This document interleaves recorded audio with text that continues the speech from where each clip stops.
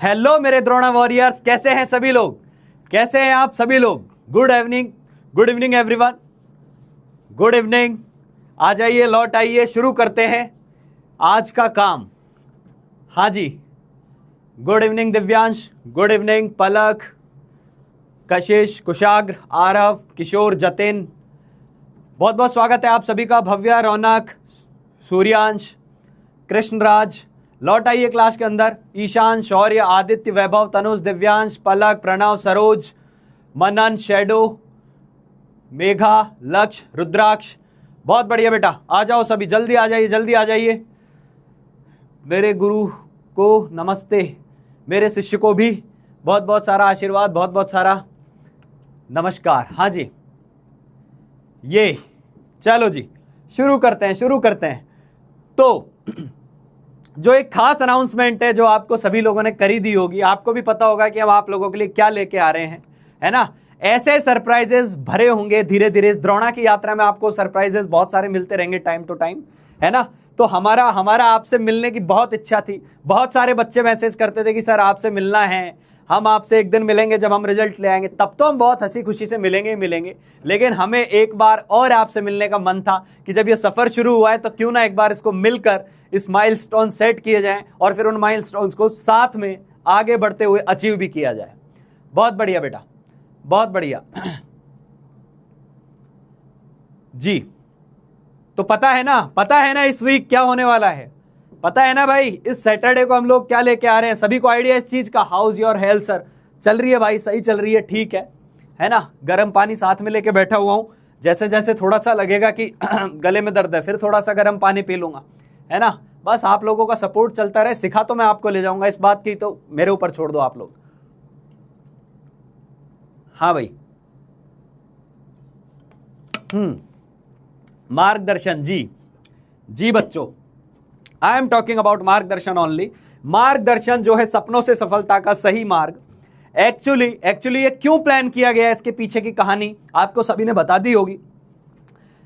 मतलब सिर्फ इसका इतना सा है कि आपसे और आपके परिवार के साथ मिल ले, बैठ ले। एक्चुअली क्या होता था, जब हम लोगों ने भी तैयारी की थी ना, तो हम कहीं जाया करते थे, कहीं एडमिशन लेते थे, तो वहां सर लोगों से जब हम मिलते थे तो हमें तो ये समझ में आ जाता था कि सर लोग हमसे क्या डिमांड कर रहे हैं, है ना। और हम लोगों को सर से क्या क्या एक्सपेक्टेशन है कि वो हमें क्या क्या पढ़ाने वाले हैं, क्या क्या कंटेंट वो दे रहे होंगे, ये चीजें बिल्कुल क्लियर हो जाती थी। लेकिन एक और कड़ी जो बहुत महत्वपूर्ण होती थी वो होते थे पेरेंट्स, क्योंकि उनका भी इक्वल कंट्रीब्यूशन आपकी जर्नी के अंदर रहता है। आपकी माताजी, आपके पिताजी, उनका इन्वॉल्वमेंट भी एक सटल होता है, बैकएंड पे पूरा वही चल रहा होता है, वो बैकबोन है इस पूरी चीज की, है ना। तो वो बैकबोन जो है हमारे पेरेंट्स जो हैं, उनका नो डाउट ऑलरेडी गाइडेंस आपके साथ रहता है, लेकिन उनको भी हम एक हल्का सा एक ग्लिम्स देना चाहते हैं कि हमारे ये जो बच्चे हैं, आपके और हमारे ये जो बच्चे हैं, जिस यात्रा पर जा रहे हैं, इनको किस तरीके का एनवायरनमेंट, किस तरीके का एटमॉस्फेयर, किस तरीके की गाइडेंस, किस तरीके की कंसिस्टेंसी, डिसिप्लिन चाहिए, उन सभी पर मिलकर हम और आपके परिवार वाले मिलकर डिस्कस करना चाहते हैं। तो यही एक इसका पर्पस था मार्गदर्शन का। 16 मई को हो रहा है, शाम 5 बजे दिल्ली में मिलने वाले हैं, ठीक है। तो अभी तो जो आसपास के लोग हैं वो आए, हम उनसे मिलेंगे। इसके साथ साथ ये एक पूरी किताब है जिसका पहला पन्ना, इस पहला चैप्टर जो है वो दिल्ली से स्टार्ट किया जा रहा है। बाकी और भी बहुत सारे पन्ने इस किताब के अंदर आएंगे। तो जैसे जैसे आपके गूगल फॉर्म में रेस्पॉन्स आ रहे हैं, उस हिसाब से हम सिटीज प्लान करने वाले हैं। पैन इंडिया हम मूव करेंगे धीरे धीरे। आप लोगों से सबसे मिलने का बहुत इच्छा है, बहुत मन है यार। क्लियर? चलिए बेटा, ठीक है, चलो जी। तो ये आपके साथ ये एक स्कैन रजिस्टरिंग के लिए आपको स्कैन करने को दे दिया था। मैं फिर बता दूं, कई बच्चे हैं बेचारे बाहर से भी आके हमसे जुड़ना चाहते हैं, तो अभी के लिए आप वेट कर सकते हैं, हम आएंगे आपके यहाँ भी, है ना। लेकिन आप इस स्कैन में अपनी क्वेरीज जरूर पुट कर सकते हैं, कौन से शहर से हैं ये पुट कर सकते हैं, तो एटलीस्ट हमारे दिमाग में ये रहे कि प्रायोरिटी पे हमें किस किस सिटीज को लेके चलना होगा।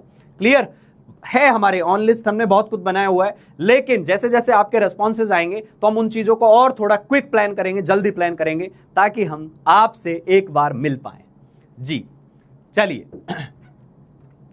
सर कहां है, दिल्ली में कहां है? बेटा आपने यदि स्कैन किया होगा रजिस्ट्रेशन के लिए तो सारी इंफॉर्मेशन आपको मेल पर आएगी।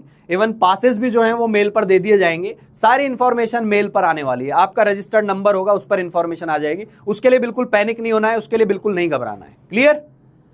ठीक है बेटा? हाँ जी, चलो ठीक है बेटा, sir Bihar, sir Moradabad, sir Rajasthan. मैंने बोला ना यार पूरा भारत, पूरा भारत। आपने तो पहले ये सोचा ही नहीं था ना कि हम ऐसा करने वाले हैं। ये तो हमने ही चीजें तय करी कि हाँ यार ऐसा करना चाहिए, बच्चों से मिलना चाहिए, उनकी क्या क्या समस्याएं चल रही है उनको और जानना चाहिए, और उन समस्याओं का हम समाधान कैसे कर सकते हैं अच्छे से, उसके लिए एक बार उनसे मिलना जरूरी है। तो ये हमारी प्लानिंग थी। तो हम आपके हित के लिए सोच रहे हैं, तो ये ना सोचें कि एक ही शहर में होंगी चीजें। चीजें आगे प्लान्ड है, करेंगे, जैसे जैसे समय मिलता जाएगा करते जाएंगे, मिलेंगे सभी से। ठीक है, चलो तो आज की कहानी शुरू करते हैं। जो अपने टॉपिक्स थे वो हम सब लगभग कवर कर चुके हैं, सारे टॉपिक्स हम कवर कर चुके हैं। कौन कौन से? हमने परसेंटेज प्योरिटी कर लिया, परसेंटेज एक्सेस कर लिया, पीओएसी हमने पढ़ ली, पैरेलल रिएक्शन हमने पढ़ ली। अब आज हम जो सफर शुरू करेंगे उसके अंदर होगा कंसंट्रेशन टर्म, उसके अंदर होगा कंसंट्रेशन टर्म। तो आज का एजेंडा मेनली कंसंट्रेशन टर्म रहेगा। इसके अलावा कंसंट्रेशन होती क्या है, क्या भला है ये चीज, क्यों जरूरत पड़ी इसकी। जैसे मोल से डर लग रहा था ऐसे बच्चों को कंसंट्रेशन से भी लग रहा है। मैं बोल रहा हूं मक्खन है यार। यदि आपको मोल अब तक समझ में आ चुका है ना, तो ये मान लो इस बड़े चैप्टर की, इस टफ चैप्टर जिसको बोला जाता है, उसका 90% पड़ाव आप पार कर चुके हैं। अब कुछ भी नहीं बचा इसके अंदर, उड़ा चुके हैं आप। क्लियर? ठीक है बेटा, चलिए। नहीं सेम नहीं पढ़ाएंगे, ये सेम नहीं है तो बताया कि पढ़ा चुके हैं, पढ़ाएंगे तो ये। क्लियर?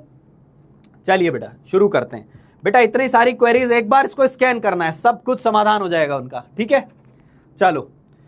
ये क्वेश्चन था जिस पे लोग त्राहिमाम त्राहिमाम मचाए बैठे थे, तो मैं वापस लेके आ गया। सुनता मैं सबकी हूं, है ना। तो जिसने भी बोला सर इसमें मेरे को लगा कि कुछ बच्चों को प्रॉब्लम थी, तो उन्होंने बोला, तो मैंने कहा एक बार और डिस्कस कराता हूं। हालांकि मैं इस टाइप के क्वेश्चन आपको पहले करा चुका हूं। इसको कराने से पहले एक और चीज मैं कराना चाह रहा हूं। इसको भी कराने से पहले मैं अभी करा देता हूं, आपको फटाफट बताना है उस चीज को। जैसे जैसे फटाफट बताएंगे बेटा। मैंने आपको बोला CO2 का मॉलिक्यूल लिया, CO2 का मॉलिक्यूल लिया, फटाफट बताएंगे कार्बन कितना है और CO2 कितना है। कार्बन का मास कितना है, मास ऑफ कार्बन कितना है, और मास ऑफ CO2 कितना है इसके अंदर। मास ऑफ CO2 कितना है इसके अंदर, फटाफट बताओ। फटाफट बताएंगे बेटा। बस मॉलिक्यूल ही लिया मैंने और मैंने बोला कार्बन कितना है और CO2 कितना है। आ जाओ लौट के आ जाओ, अब सवालों पे आ जाओ भाई। हाँ बेटा, पूर्वा, रौनक, राजदीप, तीर्थ, सब आ जाओ, क्वेश्चंस पे आ जाओ अब। हाँ कितना है, कोई लिख रहा है 12, 32। बेटा मैंने बोला कार्बन का कितना है और CO2 का कितना है।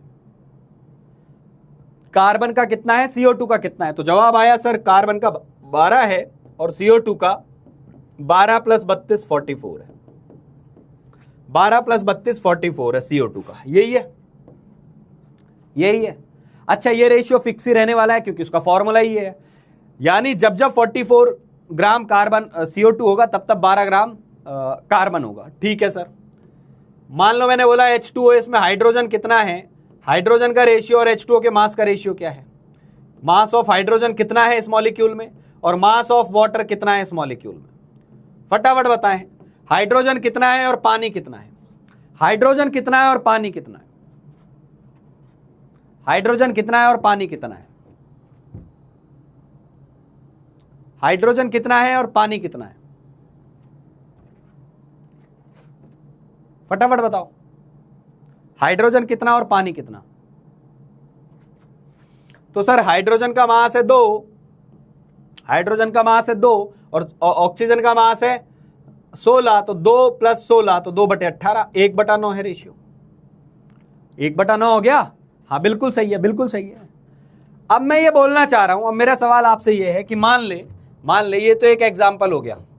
मैंने अगला एग्जाम्पल लिया और मैंने बोला कि भाई ध्यान से सुन इस चीज को, कि मैंने इस बार क्या किया, 100 या 50 ग्राम CO2 ले लिया, 50 ग्राम CO2 ले लिया। तो बताओ इस 50 ग्राम के अंदर कार्बन का मास क्या होगा, मास ऑफ कार्बन क्या होगा, ये बताना है। 50 ग्राम CO2 में कार्बन का मास क्या होगा, फटाफट बताओ, फटाफट बताओ। ये वो बच्चों के लिए भी है जो नए भी आए हैं, एक एक चीज क्लियर हो जाएंगे, क्योंकि ऐसे क्वेश्चन बहुत कॉमन है। जेईई मेन अक्सर पूछता है, हर 1-2 साल में पूछता है, तो प्रोबेबिलिटी है कि 28 के अंदर इस टाइप का सवाल आ जाए। फटाफट बताओ। सर आप ऐसे क्वेश्चन क्यों पूछ रहे हो, अभी बताऊंगा, अभी बताऊंगा बेटा। कुछ लोग इसको एक ना लिख लें बेटा, यहां दो दो हाइड्रोजन है इसलिए मैं इसमें ओवरऑल एच की बात कर रहा हूं, क्योंकि यहां पर दो दो हाइड्रोजन है ना, मास ऑफ 2 हाइड्रोजन बोल रहा हूं मैं, mass of 2 hydrogen. 50 gram CO2 में, 50 ग्राम CO2 में कार्बन का मास क्या होगा? एक लिख रहा है 600 ग्राम। अरे मेरे लाल, पूरा ग्राम ही 50 है, 50 ग्राम में 600 ग्राम कहां से हो जाएगा? 50 ग्राम में कार्बन कितना होगा ये बताओ। तो आप कैसे करोगे, आप कैसे करोगे, ध्यान से सुनो। आप बोलोगे सर जब 44 CO2 होता है ना, 44 ग्राम CO2 तो 12 ग्राम कार्बन होता है, यही रेशियो होता है, यही रेशियो होता है। तो सर 50 ग्राम CO2 होगा ना, 50 ग्राम CO2 तो x ग्राम कार्बन होगा, इसमें किसी को कोई दिक्कत? और ये रेशियो बराबर होना चाहिए, 12/44 के बराबर होना चाहिए। तो x का वैल्यू क्या आ गया? x का वैल्यू आ गया 12 गुणा 50/44, खत्म।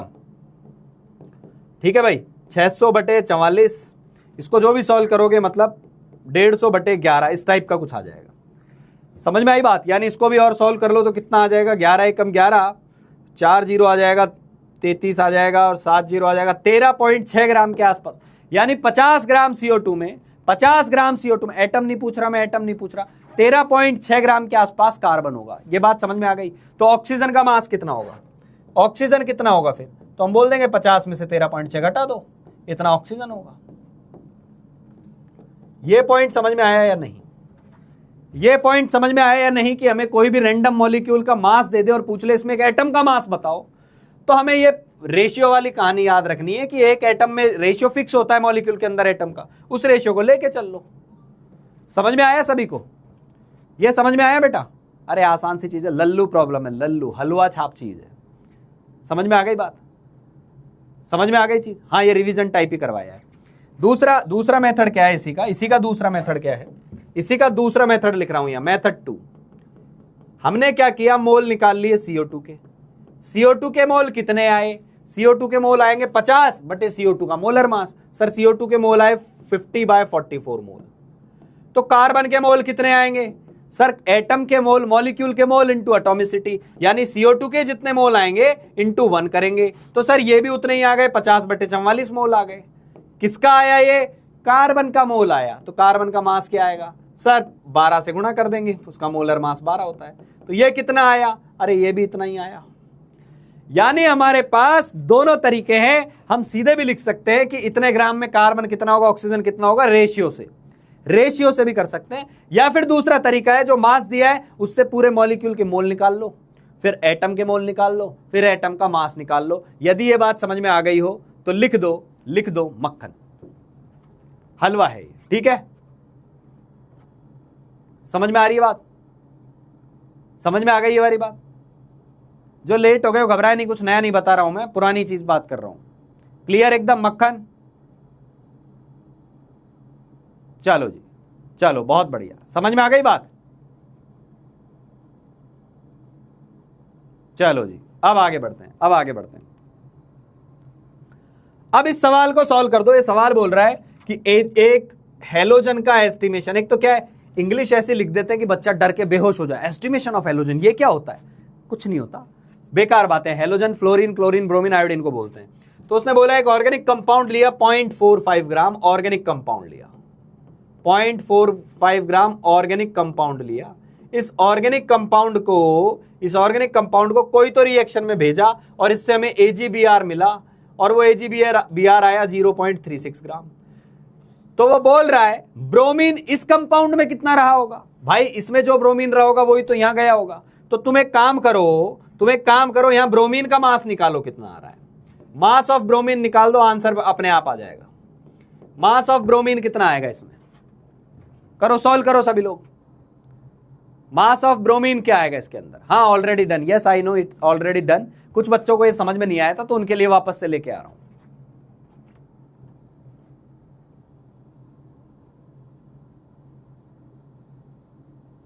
फ्री है या पैसे का है? अरे बेटा ऐसा नहीं है, पैसे वैसे का कुछ नहीं है ना। आपसे मिलेंगे तो आपसे पैसे लेके नहीं मिल रहे, है ना।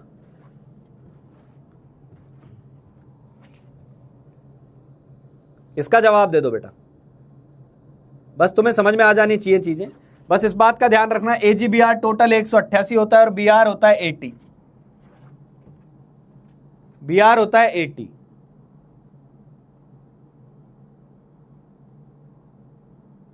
बस खत्म। अब आप क्या बोलोगे, मेथड 1 से करके बता रहा हूं। मेथड 1 क्या था? मेथड 1 ये था कि आप पहले ये देखो कि इसमें बीआर निकालना है ना, तो बीआर का और एजीबीआर के मास का रेशियो एक्चुअली क्या होता है। तो बीआर पहले तो कितना है, एक एटम है, एक एटम का मास कितना है, 80 है। एजीबीआर का कितना है, 188 है। अब हमसे पूछा है नहीं, मान लो नीचे वाली वैल्यू 0.36 ग्राम है, तो बताओ ब्रोमीन कितना होगा, तो x होगा। ब्रोमीन कितना होगा, x होगा। तो ब्रोमीन का मास आ गया भाई 80/188 इंटू 0.36 ग्राम। 0.36 ग्राम। किसी का आंसर आया? किसी का आंसर आया? 0.154। बहुत बढ़िया। तो यहां से आ गया 0.154 ग्राम, ये ब्रोमीन आ गया।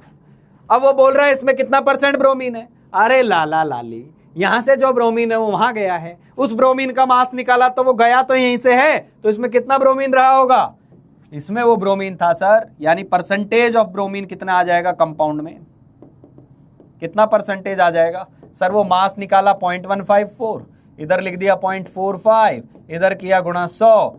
45 कहां से आया, ये दिया हुआ है सर कि टोटल कंपाउंड 0.45 था, तो लगभग 33 यानी 34% के आसपास आ जाएगा। A option will be correct answer. जिन लोगों को कल समझ में नहीं आया और आज आ गया वो लिख दे अप डन, वो लिख दे अप डन। मेथड 2 भी बता देता हूं। मेथड 2 तू खुद करना, मैं लिख नहीं रहा हूं। मेथड 2 तू खुद करना, मैं लिखूंगा नहीं। मेथड 2 का मतलब क्या है यहां कि मोल से कैसे सॉल्व करेंगे। तुझे क्या करना था बेटा, मास दिया हुआ है एजीबीआर का, एजीबीआर का मास दिया हुआ है तो एजीबीआर के मोल निकाल लेंगे। वो कैसे निकालेंगे सर? एजीबीआर का मास अपॉन 188, एजीबीआर के मोल आ गए। ध्यान से सुनना, एजीबीआर के मोल आ गए, कितना आ जाएंगे मोल, 0.36 अपॉन 188, इतने एजीबीआर के मोल आए। बीआर के मोल कितने आएंगे सर? मॉलिक्यूल के मोल इंटू एटॉमिसिटी, एटॉमिसिटी 1 है, तो यानी बीआर के मोल भी उतने ही आएंगे जितने एजीबीआर के मोल आएंगे। और बीआर के मोल आ गए, बीआर का मास निकाल लो। ये मेथड है दूसरा, ठीक है। चलो जी, बहुत बढ़िया बहुत बढ़िया। अब कल से जो रियल में सवाल दिए थे उन पे आते हैं। ये क्वेश्चन जेई मेन 20, अच्छा ये भी 2022 में पूछा गया था भाई, और ये भी 2022 में पूछा गया है। आपको एक बात तो समझ में आ गई होगी कि स्टोइकियोमेट्री चैप्टर का महत्व कितना है। ऐसा चैप्टर नहीं है, पहला चैप्टर है, बट पहला ही चैप्टर बैकबोन है। एक तो पूरी फिजिकली नहीं बोलूंगा, मैं बोलूंगा केमिस्ट्री का बैकबोन है ये चैप्टर। मतलब मैं आपको आगे वो सवाल भी बताऊंगा जिनमें ऑर्गेनिक केमिस्ट्री के अंदर मोल देकर और फिर जेईई एडवांस सवाल पूछ लेता है। तो मोल आना सबको चाहिए। बहुत सारे बच्चों ने स्कूल में जगह जगह पर मोल पढ़ लिया। पहले बड़े डरे हुए थे कि सर 2 दिन में खत्म, 3 दिन में खत्म, 1 दिन में खत्म, मोल के क्वेश्चन नहीं बन रहे। आज सब खुश है ना। लेकिन आपको वो खुशी और तब बढ़ानी है, जितने ज्यादा सवाल सॉल्व करते जाएंगे उतना ज्यादा हमारी प्रोबेबिलिटी बढ़ जाएगी कि एग्जाम में आएगा तो हम क्वेश्चन कर ले जाएंगे। इसका आंसर क्या था? हाँ, मेथड 1 इजी है, मेथड 1 ज्यादा इजी है बेटा। इसका आंसर क्या आएगा? ये भी आ गया भाई, ये भी आ गया किसी का आंसर। बहुत बढ़िया बहुत बढ़िया। मेथड 1 इज मोर इजी बेटा, है ना। Method 1 is easier. तो देखो इसके अंदर क्या कहानी थी ये भी बता देता हूं। N2 plus 3H2, N2 plus 3H2 gives 2NH3, N2 plus 3H2 gives 2NH3। Nitrogen और हाइड्रोजन मिलकर, बहुत बढ़िया बेटा, बहुत बढ़िया, शानदार। बहुत सारे बच्चों का इसका भी सही आंसर आ गया है। उन्होंने बोला 56 लीटर नाइट्रोजन दी है, 56 लीटर, 56 लीटर नाइट्रोजन दी हुई है। हाइड्रोजन बहुत सारा है, लेकिन ये पता चल रहा है कि जो प्रोडक्ट बन रहा है हमारा अमोनिया, वो 20 लीटर ही बन रहा है, वो 20 लीटर ही बन रहा है। तो यार एक बात तो तय है, एक बात तो तय है, ये 56 पूरा खर्च होता ना, ये 56 पूरा खर्च होता तो 1 से डबल बनता है, तो 56 का डबल बनता। इसका मतलब ये पूरा खर्च नहीं हुआ है। तो आपको पहले ये तय करना है कि अमोनिया इतना बना है, तो बताइए नाइट्रोजन के मोल कितने खर्च हुए होंगे। तो पहले मुझे ये बताओ। अच्छा सर, वॉल्यूम को मोल की तरह ले सकते हैं? जी हाँ दोस्तों, मैंने आपको बोला हुआ है कि वॉल्यूम के सवाल आप, हे ईश्वर, वॉल्यूम के सवाल आप मोल की तरह कर सकते हैं। वॉल्यूम के सवाल आप मोल की तरह कर सकते हैं, क्योंकि वॉल्यूम और मोल प्रोपोर्शनल होते हैं। क्लियर? क्लियर बेटा? हाँ। तो मुझे ये बताओ, ये 20 लीटर बना होगा तो ये कितना खर्च हुआ होगा नाइट्रोजन? तो आप क्या करोगे sir, volume of N2 reacted, volume of N2 reacted divided by क्या करोगे, 1, और volume of ammonia formed divided by क्या करोगे, 2। यही तो करेंगे, स्टोइकियोमेट्री लगाएंगे। तो अमोनिया कितना था, 20, तो ये बाय 2, यानी नाइट्रोजन कितना रिएक्ट कर गया, 10 लीटर रिएक्ट कर गया बेटा। हाँ 10 कर गया, बिल्कुल सही है, 10 कर गया। तो बचा कितना, बचा कितना, लेफ्ट वॉल्यूम क्या आ गया सर, टोटल था 56, 56 में से 10 चला गया, कितना आ जाएगा 46 लीटर। आंसर 46 आया था। अब तुम अंदाजा लगा लो, जेईई मेन ने पूछा है, आसान सवाल है, बच्चे कहां गलती कर सकते थे। बच्चे हो सकता है इसको यहां से शुरू करते कि सर 56 है तो ये 112 बनना चाहिए, लेकिन सवाल ने बोला नहीं बन ही इतना रहा है, तो अपने आप बच्चे को ये पकड़ जाना चाहिए, स्टूडेंट के दिमाग में आ जाने चाहिए कि नहीं भाई, प्रोडक्ट ही तो सच डिसाइड करेगा कि रिएक्टेंट कितना खर्च हुआ है। क्योंकि अल्टीमेटली जब प्रोडक्ट हमारे सामने बन के आ गया, तब हम रिवर्स गैस करेंगे कि यार रिएक्टेंट कितना यूज हुआ होगा। क्लियर? बहुत बढ़िया बेटा, बहुत बढ़िया, अधिकतर बच्चों ने कर लिया था, बहुत ही अच्छी चीज है। जेईई मेन के क्वेश्चन कर ले रहे हैं बच्चे, और मेरे को उनके फोटोज खींच खींच के और भेजते हैं कि सर अब जेईई मेन के सवाल बनना चालू हो गए। टाइमर भी भेजते हैं कई लोग, सर 4 मिनट में हुआ, कई लोग 20 मिनट का भी भेजते हैं। मैं उनकी ईमानदारी को भी सलाम करता हूं कि सच बोल रहे हैं कि सर 20 मिनट में हुआ, कोई दिक्कत नहीं है, पर मुझे अच्छी चीज ये लगती है कि आप 20 मिनट तक लड़े उस सवाल से, वो ज्यादा जरूरी चीज है। ठीक है, बहुत बढ़िया बेटा, चलो आगे बढ़ते हैं। ये वाला क्वेश्चन कितने लोगों ने कर लिया? पोल क्रिएट कर दीजिए भाई, इस पे पोल क्रिएट कर दीजिए, एक बार पोल क्रिएट कर दिया जाए, फिर देखते हैं आंसर क्या आ रहा है। Fe3O4 प्लस 4CO से आयरन बन रहा है, CO2 बन रहा है। अमाउंट दिया हुआ है किलोग्राम्स में, बेहतर होगा ग्राम में बदल लो, क्योंकि मोल हम ग्राम से ही निकाल रहे होते हैं, और ये दोनों ही किलोग्राम में दिए हुए हैं। मोल निकाल लो और चेक करके बताओ आयरन कितना प्रोड्यूस होगा, कौन सा ऑप्शन इसके अंदर आएगा। वैसे तो होमवर्क का दिया हुआ क्वेश्चन है, तो टाइमिंग केवल सॉल्विंग पे जानी चाहिए थी और आंसर आ जाने चाहिए थे। अच्छा, आंसर आ गए हैं बेटा। जो लोग घर से सवाल करके ला रहे हैं, मैं फिर बोल रहा हूं, अटेम्प्ट कर रहे हैं, चाहे सही करें या गलत करें, मैं ये बोल रहा हूं उनके चांसेस जो नहीं कर रहे हैं उनकी तुलना में सेलेक्ट होने के चांसेस 300% ज्यादा है। कितने ज्यादा है? 3 गुना ज्यादा चांस है जो डेली अटेम्प्ट कर रहा है, भले ही गलत कर रहा है भले ही सही कर रहा है। और चाहे दूसरा इंसान कितना ही होशियार हो, उससे सारे सवाल बन रहे हो, लेकिन वो डेली अटेम्प्ट नहीं कर रहा है, उसके चांसेस सेलेक्ट होने के 1/3 हो जाते हैं। ये मैं आपको अपना अनुभव बता रहा हूं। मैंने बहुत सारे अच्छे बच्चों को भी ट्रीट किया है, एवरेज बच्चों को भी ट्रीट किया है, तो जो डेली का काम डेली कर रहे हैं, उनकी probability of getting selected into IITs is more than those students who do not do their work consistently. Clear? तो आपको जो होमवर्क दिया जाए उसका आंसर लिखो सीधे आते ही। सी लिख रहे हैं, बहुत बढ़िया बेटा, बहुत बढ़िया। चलो इसको शुरू करते हैं। रिएक्शन आपके सामने बैलेंस करके लिखी हुई है, 3 आयरन उधर है 3 इधर है। सबसे पहला काम बैलेंस होनी चाहिए। 4 ऑक्सीजन 8, इधर भी 8, कार्बन 4 है, everything is very well balanced. Now we need to find out number of moles of given quantities. Both reactants are given, you have to identify their number of moles. Clear? चलो, तो मोल कैसे निकालते हैं? मोल निकालते हैं, देखो Fe3O4 के मोल निकालो, Fe3O4 के मोल निकालो, कितने आ रहे हैं? मोल ऑफ Fe3O4 कितने आ रहे हैं? जो लोग अभी अटेम्प्ट कर रहे हैं वो साथ में भी लिखते जाएं चैट बॉक्स के अंदर, Fe3O4 के मोल कितने आ रहे हैं। तो मोल आएंगे सर, मैं ग्राम लिख रहा हूं, देखो ग्राम कितना हो जाएगा, ये 1000 से गुणा कर दूंगा तो 4640 ग्राम। इसका मोलर मास क्या है? तो मोलर मास देखो, मोलर मास ऑफ Fe3O4 का मोलर मास क्या आएगा? मोलर मास या मोलर वेट क्या आ जाएगा? Fe इंटू 3 56 इंटू 3 हो जाएगा, और ये आ जाएगा 64, क्योंकि 16 इंटू 4 होता है। तो ये कितना आ गया? ये आया 18 16 168 प्लस 64, 168 प्लस 64, तो ये आ गया तुम्हारा 12 हो गया, और ये 1 17 और 36 232 ग्राम पर मोल इसका मोलर मास आ रहा है। तो 232 से डिवाइड करेंगे तो 20 मोल आए। बहुत बढ़िया बेटा, बहुत बढ़िया, शानदार। कई बच्चों ने लिख लिए इसके मोल, 20 मोल आए। ठीक है, दूसरे के मोल बताओ, कईयों ने उल्टा भी कर दिया, 232/4640 कर दिया। बेटा मास अपॉन मोलर मास करते हैं। CO का मोल निकालो, CO का मोल क्या आ रहा है? तो CO का मोल आ जाएगा 2520 डिवाइडेड बाय 28, क्योंकि CO का मोलर मास 28 होता है, 12 और 16। तो इसको सॉल्व करेंगे तो ये आ जाएगा लगभग 9 टाइम्स कैंसल आउट हो जाएगा, 90 मोल आएंगे, 90 मोल आए। बहुत बढ़िया, खत्म। तो बताओ LR कौन है? LR स्टेप चेक करेंगे या नहीं? सर LR चेक करना पड़ेगा, क्योंकि 2 रिएक्टेंट है, दोनों के ही मोल दे दिए। LR भी लिख दो कौन है, LR भी लिख दो कौन है भाई, LR भी लिख दो कौन है, LR भी लिख दीजिए कौन है भाई। Lr कौन आएगा यहाँ, Fe3O4 plus 4CO 3Fe plus 4CO2। अब कौन से मोल हैं जो प्रोडक्ट डिसाइड करेंगे, जो Lr होगा। तो मोल तो हम लिख ही चुके, इसके मोल आ रहे थे कितने 20 मोल और इसके मोल कितने आ रहे हैं 90 मोल। नाउ Lr स्टेप पे आओ, Lr स्टेप।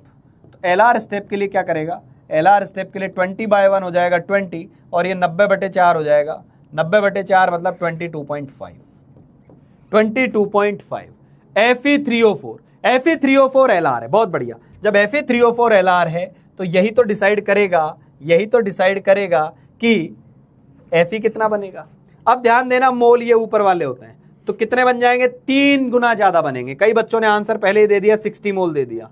तो आयरन के मोल जो हैं Fe3O4 के मोल के 3 गुना आएंगे और 3 गुना का मतलब हो गया आयरन आ जाएगा आपके पास 3 × 20 यानी 60 मोल।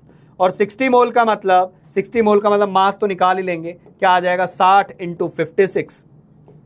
ठीक है, 60 × 56 आ जाएगा। तो ये जो आंसर आएगा ये हो गया 36 और ये हो गया 3360 ग्राम, यानी C option will be correct.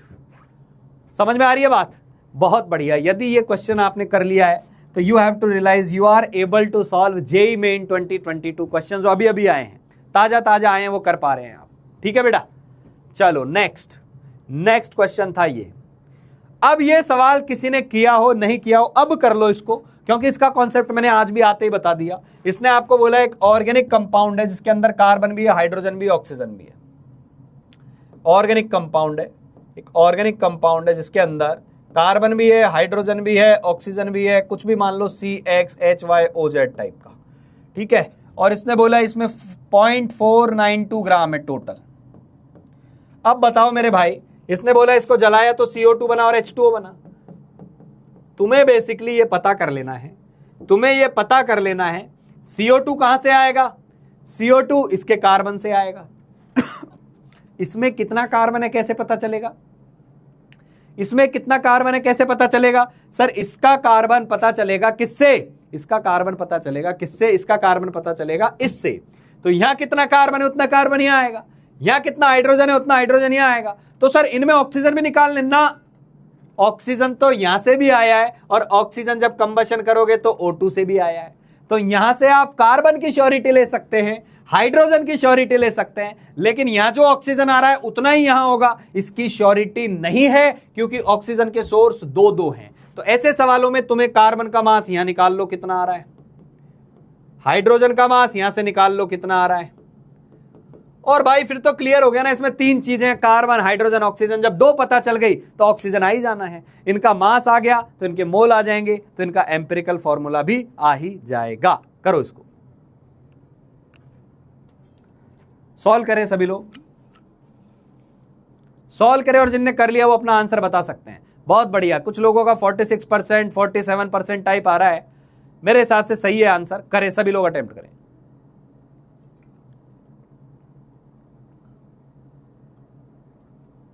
जिन लोगों का आंसर आ गया वो एक बार ना ये करें, कार्बन का मास लिखें, कार्बन का मास लिखो कितना आया, हाइड्रोजन का मास लिखो कितना आया, है ना। करो, सॉल्व करो।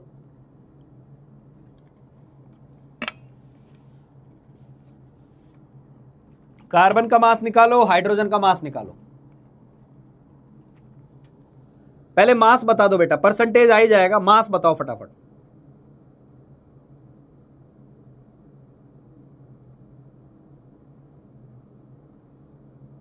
I am asking for mass of carbon. हाँ, एक ने लिखा 0.216 ग्राम, 0.216 ग्राम। बेटा कैलकुलेटर तो लेके नहीं बैठे हो ना, इतनी सटीक कैलकुलेशन आना। हाँ, अब सही आ रही है लोगों की, ठीक है। 0.216 और दूसरा कितना,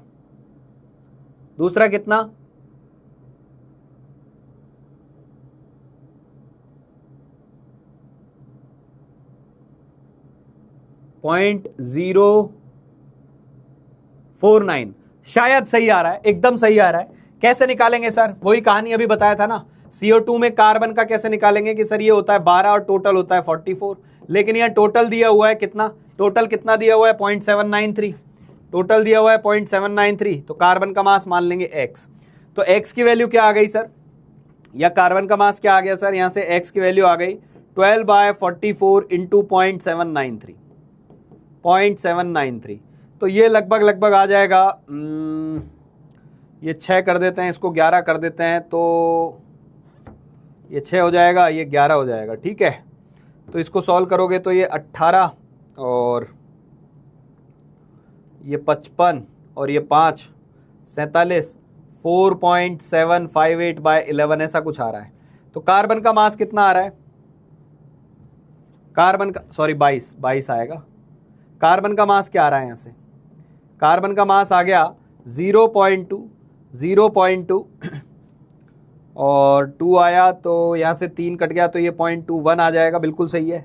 और यहाँ से 13 हो गया तो 22, ठीक है, 0.216 ग्राम आएगा, एकदम सही है, एकदम सही है बेटा, एकदम सही है ना। वो 6 था और नीचे 22 था, वो 6 था नीचे, अरे 11 नहीं 22 है, 22, तो ये क्या आ गया 0.216 ग्राम आ गया। ऐसे ही क्या करो, पानी का मास निकाल लो। वो कैसे निकालेंगे, यहाँ 2-2 ग्राम हाइड्रोजन है, टोटल 18 है, पानी को y, हाइड्रोजन को y मान लो, और पानी कितना दिया है 0.442। तो यहां से y क्या आ गया, y आ गया सर 0.442 अपॉन 9, तो ये 0.04 आ जाएगा, इधर 36 हो गया, 8-2 हो गया, तो ये 0.049, बिल्कुल सही है, 0.49 ग्राम आ गया, 0.049 ग्राम आ गया, एकदम सही है। अब देखो कार्बन आ गया कितना, कार्बन आ गया 0.216, हाइड्रोजन कितना आ गया 0.049, तो ऑक्सीजन कितना आएगा, ऑक्सीजन कितना आएगा, तो हम बोलेंगे total minus carbon minus hydrogen, यानी टोटल कितना था, टोटल कितना था भाई, टोटल था 0.492 माइनस कॉमन ले लो तो कार्बन 0.216 प्लस 0.049, यहां से हमारे पास ऑक्सीजन का मास आ जाएगा। ऑक्सीजन का मास कितना आ गया बेटा, ऑक्सीजन का किसी ने निकाला कितना आ रहा है मास, इसको जोड़ा तो ये वैल्यू आ गई 6-9-15 और ये 2 और 4 6 और 0.265 आ गई, 0.265 आ गई। तो 0.265 इसमें से घटा दो तो ये 12 में से 5 गए 7 हो गया, या 8 में से 6 गए 2 हो गया, 0.227 टाइप का आ गया, 0.227 आ गया। तो अब परसेंटेज निकाल दोगे 0.227, 0.492 साफ साफ दिख रहा है, ये 22 है वो 49 है, यानी 50% से थोड़ा कम आएगा। और जो आंसर आ रहा है परसेंटेज का वो आप निकाल ही लेंगे, ये आ जाएगा 0.227, तो ऑक्सीजन है, टोटल कितना आ गया 0.492 इंटू 100 करेंगे, 50% से थोड़ा कम आएगा, 46 के आसपास आता है। तो एकदम सही आंसर है 46 जिनका भी आया है। अब समझ आया ये क्यों बताया गया था, अब समझ आया ये सवाल सब क्यों कराए गए थे, ये क्यों कराया गया था, यानी हमें किसी कंपाउंड का मास गिवन हो तो हम एटम का मास निकाल ले। अब चलते हैं आज के एजेंडा पर, सभी लोग लौट आइए, सभी लोग लौट आइए, अब आ जाइए, हमने होमवर्क का डिस्कशन कर लिया है, अब आ जाइए इधर, शुरू करें।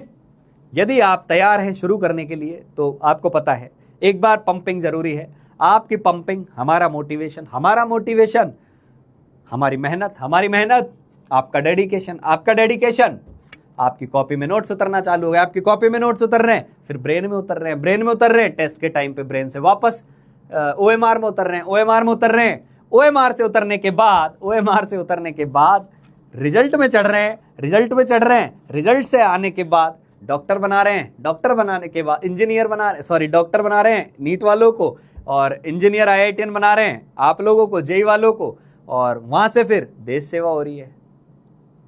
तो आज का आपका जो इवेंट है वो कनेक्टेड है पूरा, आपका हार्ट भेजना, आपका आईआईटीएन बनना है, समझ गए, चलो भेज दो भाई।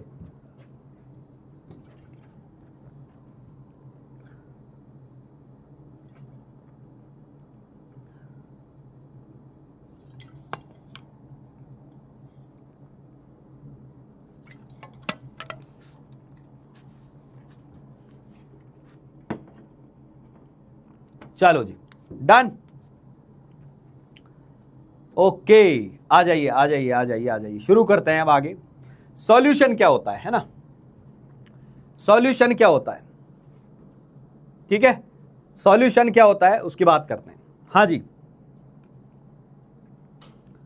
हाँ, सॉल्यूशन क्या होता है उसकी बात करते हैं, ध्यान से सुनना, मेरी बातों को सुनना, अच्छे से सुनना एकदम।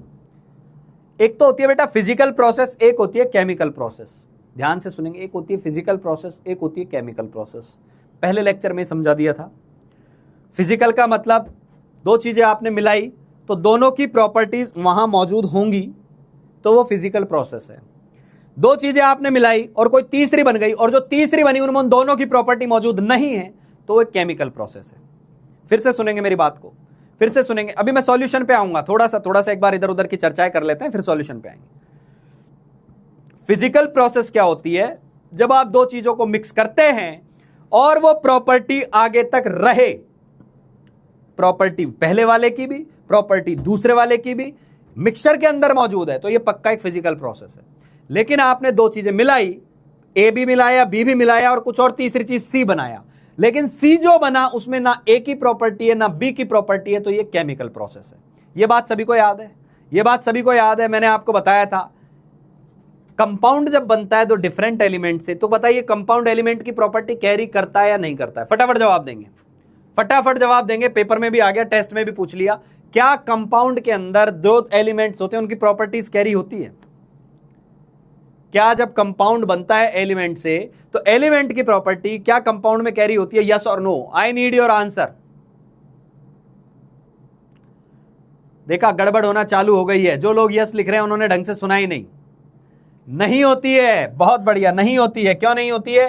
कि सर आपने हाइड्रोजन लिया, ये तो आग लगाने वाला है, याद है, आग पकड़ने वाला है।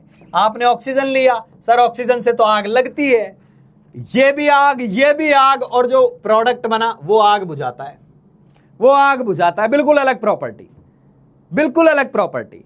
तो ऐसी घटना को केमिकल प्रोसेस बोलते हैं, केमिकल रिएक्शन बोलते हैं। ओके, आज समझ में आया कि केमिकल रिएक्शन क्या होती है। समझा मेरी बात? समझा मेरी बात? अब दूसरी चीज का जवाब दे, दूसरी चीज का जवाब दे। मैंने शुगर मिलाया पानी के अंदर, शुगर मिलाया पानी के अंदर, अब जो बनकर तैयार हुआ मीठा पानी, जो आपके पास मीठा पानी बनकर तैयार हुआ है ना, स्वीटनेस जिसके अंदर आ रही है, तो बताइए क्या उस पानी में पानी की प्रॉपर्टी है या नहीं है? क्या उस पानी में चीनी की प्रॉपर्टी है या नहीं है? फटाफट बताओ, फटाफट बताएंगे। हेलो डियर, है या नहीं है? है या नहीं है? बता बता बता बता बता, है या नहीं है? होगी सर, मिक्सचर है, मिक्सचर है, होगी सर। पानी में चीनी मिलाए हैं तो चीनी के गुण भी आएंगे, और पानी में चीनी मिलाई है तो पानी के गुण तो रहेंगे ही रहेंगे। अच्छा सर, ऐसा कभी हो सकता है पानी में चीनी मिलाएं और कड़वा लगना चालू हो जाए? तुम कुछ और मिला दियो भैया, चीनी नहीं है वो। समझ में आ गई बात? तो यानी मिक्सचर जो है, मिक्सचर जो है, ये मिक्सचर बन गया। मिक्सचर के जो कंपोनेंट्स है उनका मिलना एक फिजिकल प्रोसेस है, और वो उस प्रॉपर्टीज को कैरी करते हैं। यानी क्या मैं इसको केमिकल रिएक्शन बोल दूं? This is not chemical reaction, this is not chemical reaction, this is process, it is physical process. समझ में आई या नहीं बात? समझ में आई या नहीं ये वाली बात? शुगर और पानी का एक सॉल्यूशन आपने प्रिपेयर किया, तो सॉल्यूशन के अंदर चीनी भी है, पानी भी है, दोनों चीजें हैं। इसको हम फिजिकल फिनोमिना बोलते हैं, ये कोई केमिकल प्रोसेस नहीं है। बोलो जय बब्बा की, जैसे आपके भैया बोलते हैं, सिट भैया। ठीक है, चलिए अब सुनो। तो सॉल्यूशन क्या है, ध्यान से सुनेंगे। सॉल्यूशन केमिकली नॉन रिएक्टिंग, एक एक बात पे ध्यान देना है। ये केमिकली रिएक्टिंग नहीं है, केमिकली रिएक्ट नहीं कर रहे हैं दोनों, केमिकली नॉन रिएक्टिंग। होमोजीनियस, ये वाली बातें मैं पढ़ा चुका हूं, बचपन में पढ़ लिया आप लोगों ने। होमोजीनियस का मतलब, सर पानी में चीनी घोल दी तो चीनी उसमें दिख नहीं रही है, चीनी घुल चुकी है, हर जगह मौजूद है, यूनिफॉर्म मिक्सचर है। तो होमोजीनियस मिक्सचर किसका? टू और मोर सब्सटेंसेस, दो भी हो सकते हैं, दो से ज्यादा भी हो सकते हैं, जिनका कॉम्पोजिशन अलग अलग हो सकता है। बिल्कुल हो सकता है, क्योंकि मिक्सचर के कंपोनेंट्स का रेशियो फिक्स नहीं होता, कंपाउंड के कंपोनेंट का रेशियो फिक्स होता है। मिक्सचर है, पानी में चीनी किसी ने 1 चम्मच मिलाई, दूसरे की इच्छा है 2 चम्मच मिलाई, तीसरे की इच्छा है 3 चम्मच मिलाई, अलग अलग कॉम्पोजिशन हो सकता है। ये बात समझ में आ गई बेटा? ये बात समझ में आ गई? हाँ ठीक है। तो solution is a chemically non-reacting homogeneous mixture of 2 or more substances whose composition can be varied within certain limits. Solution क्या होता है, ये बात समझ में आ गई। यानी सॉल्यूशन में अब से दो चीजें जो मिला रहे हैं वो रिएक्शन नहीं कर रही है, ये अपने दिमाग में बिठा लेना है। डन बेटा, डन। चल अब आगे बढ़ते हैं, आगे बढ़ते हैं। दो कॉम्पोजिशन है तो बाइनरी सॉल्यूशन बोलते हैं, दो कंपोनेंट हो गए तो बाइनरी सॉल्यूशन बोलते हैं। Two components binary solution, two components binary solution. जैसे मैंने बोला कि तुम क्या करो, पानी में चीनी मिला दो, ठीक है। तीन कंपोनेंट है, उनको कुछ और चीजें बोलेंगे, टर्नरी बोलेंगे। चार कंपोनेंट है, क्वाटरनरी बोलेंगे। समझ में आ गई बात, समझ में आ गई बात, ठीक है। बाइनरी सॉल्यूशन जब आपने बनाया तो बाइनरी सॉल्यूशन बनाया तो कुछ तो इसके अंदर सॉल्यूट कहलाएगा और एक कहलाएगा सॉल्वेंट, एक कहलाएगा सॉल्वेंट। ये बात सभी को पता होगी बेटा, ये बात सभी को पता होगी। सॉल्यूट क्या है, सॉल्वेंट क्या है, सॉल्यूट क्या है, सॉल्वेंट क्या है, ये बात समझ में आ गई सभी को, ठीक है। हाँ चलो, तो बताइए सॉल्वेंट और सॉल्यूट में क्या डिफरेंस है, फटाफट लिख दो। बाइनरी कंपोनेंट समझ गए जिनमें दो चीजें हो, सॉल्वेंट और सॉल्यूट में आपके हिसाब से क्या अंतर है, क्या अंतर है? सॉल्यूट एंड सॉल्वेंट का डिफरेंस क्या है? सर पानी और मिट्टी सॉल्यूशन होगा? नहीं होगा बेटा, पानी और मिट्टी मिलाएंगे होमोजेनियस होगा ही नहीं, हेट्रोजेनियस सॉल्यूशन नहीं है वो। हाँ बताइए sir, when will you start structure of atom? जैसे बेटा मोल खत्म होता है अगला स्ट्रक्चर ऑफ एटम ही है। Solute which is dissolved, solvent which dissolves others. बिल्कुल सही है भैया, हाँ एकदम सही है, ठीक है। एक बोल रहा है सॉल्वेंट पानी को बोलते हैं, अरे नहीं, जरूरी नहीं है पानी में कुछ मिलाओ, है ना, जरूरी नहीं है पानी में कुछ मिलाओ, कोई और भी आपके पास सॉल्वेंट हो सकता है जिसमें आप कुछ मिला सकते हैं, ठीक है। हाँ तो अभी जनरली क्या दिमाग में रखेंगे अपन, अभी वैसे सॉल्यूट सॉल्वेंट की डेफिनेशन वास्ट है, बहुत बड़ी है, और एक चैप्टर आता है लिक्विड सॉल्यूशन क्लास 12th में, वहां मैं सच में बताऊंगा सॉल्यूट सॉल्वेंट एक्चुअल में क्या होते हैं। बट अभी जितना जानने की जरूरत है उतना बता के आगे बढ़ते हैं, है ना। तो अभी तो इतना जान सकते हैं कि दो कंपोनेंट्स में से generally component of solution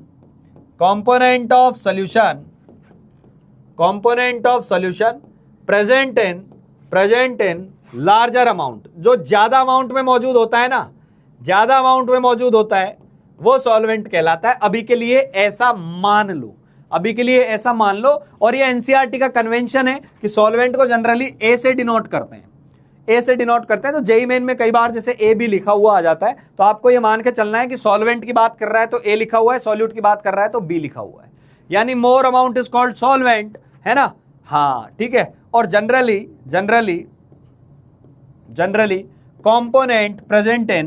component of solution present in less amount is called solute। ध्यान देना, मैं बोल रहा हूं जनरली, नॉट ऑलवेज। ऐसा होता है यूजुअली, कुछ कुछ कंडीशंस में चीजें बदलती हैं। कब बताएंगे? क्लास 12th जब सॉल्यूशन चैप्टर पढ़ेंगे, पूरी डिटेल में एक एक चिट्ठे खोलेंगे उसके। अभी जरूरत नहीं है, अभी इस चैप्टर को जितना टाइम देना है उसके हिसाब से जितना जरूरी है उतना पढ़ते हैं। तो जैसे मान लो सवाल में लिखा हुआ है, जैसे सवाल में लिखा हुआ है कि solution of x in y, तो आपको समझ जाना है इन वाई मतलब इन जो पहले लिखा होता है सॉल्यूट होता है, बाद में जो लिखा होता है सॉल्वेंट होता है। तो एक्स सॉल्यूट है, वाई सॉल्वेंट है। जैसे लिखा है solution of ethanol in water, ethanol in water गया, तो वाटर को हम सॉल्वेंट मान लेंगे, इथेनॉल को सॉल्यूट मान लेंगे। ऐसी लैंग्वेज यदि आती है तो क्लियर जो चीज होती जा रही है उनको लिखते जाएं मक्खन, क्लियर जो होती जा रही है उनको लिखते जाएं मक्खन। सर मास सेम है तो मोल कंपैरिजन, हाँ मोल, ये जो अपन अमाउंट बोल रहे हो मोल की ही चर्चा कर रहे हैं, मोल के हिसाब से बात कर रहे हैं बेटा, ठीक है। मास के हिसाब से बात नहीं कर रहे, मोल के हिसाब से कर रहे हैं। सर पानी पी लो, बहुत बढ़िया यार, जीवन में कुछ ही लोग हैं जो इतनी केयर करते हैं, आप उनमें से एक हैं।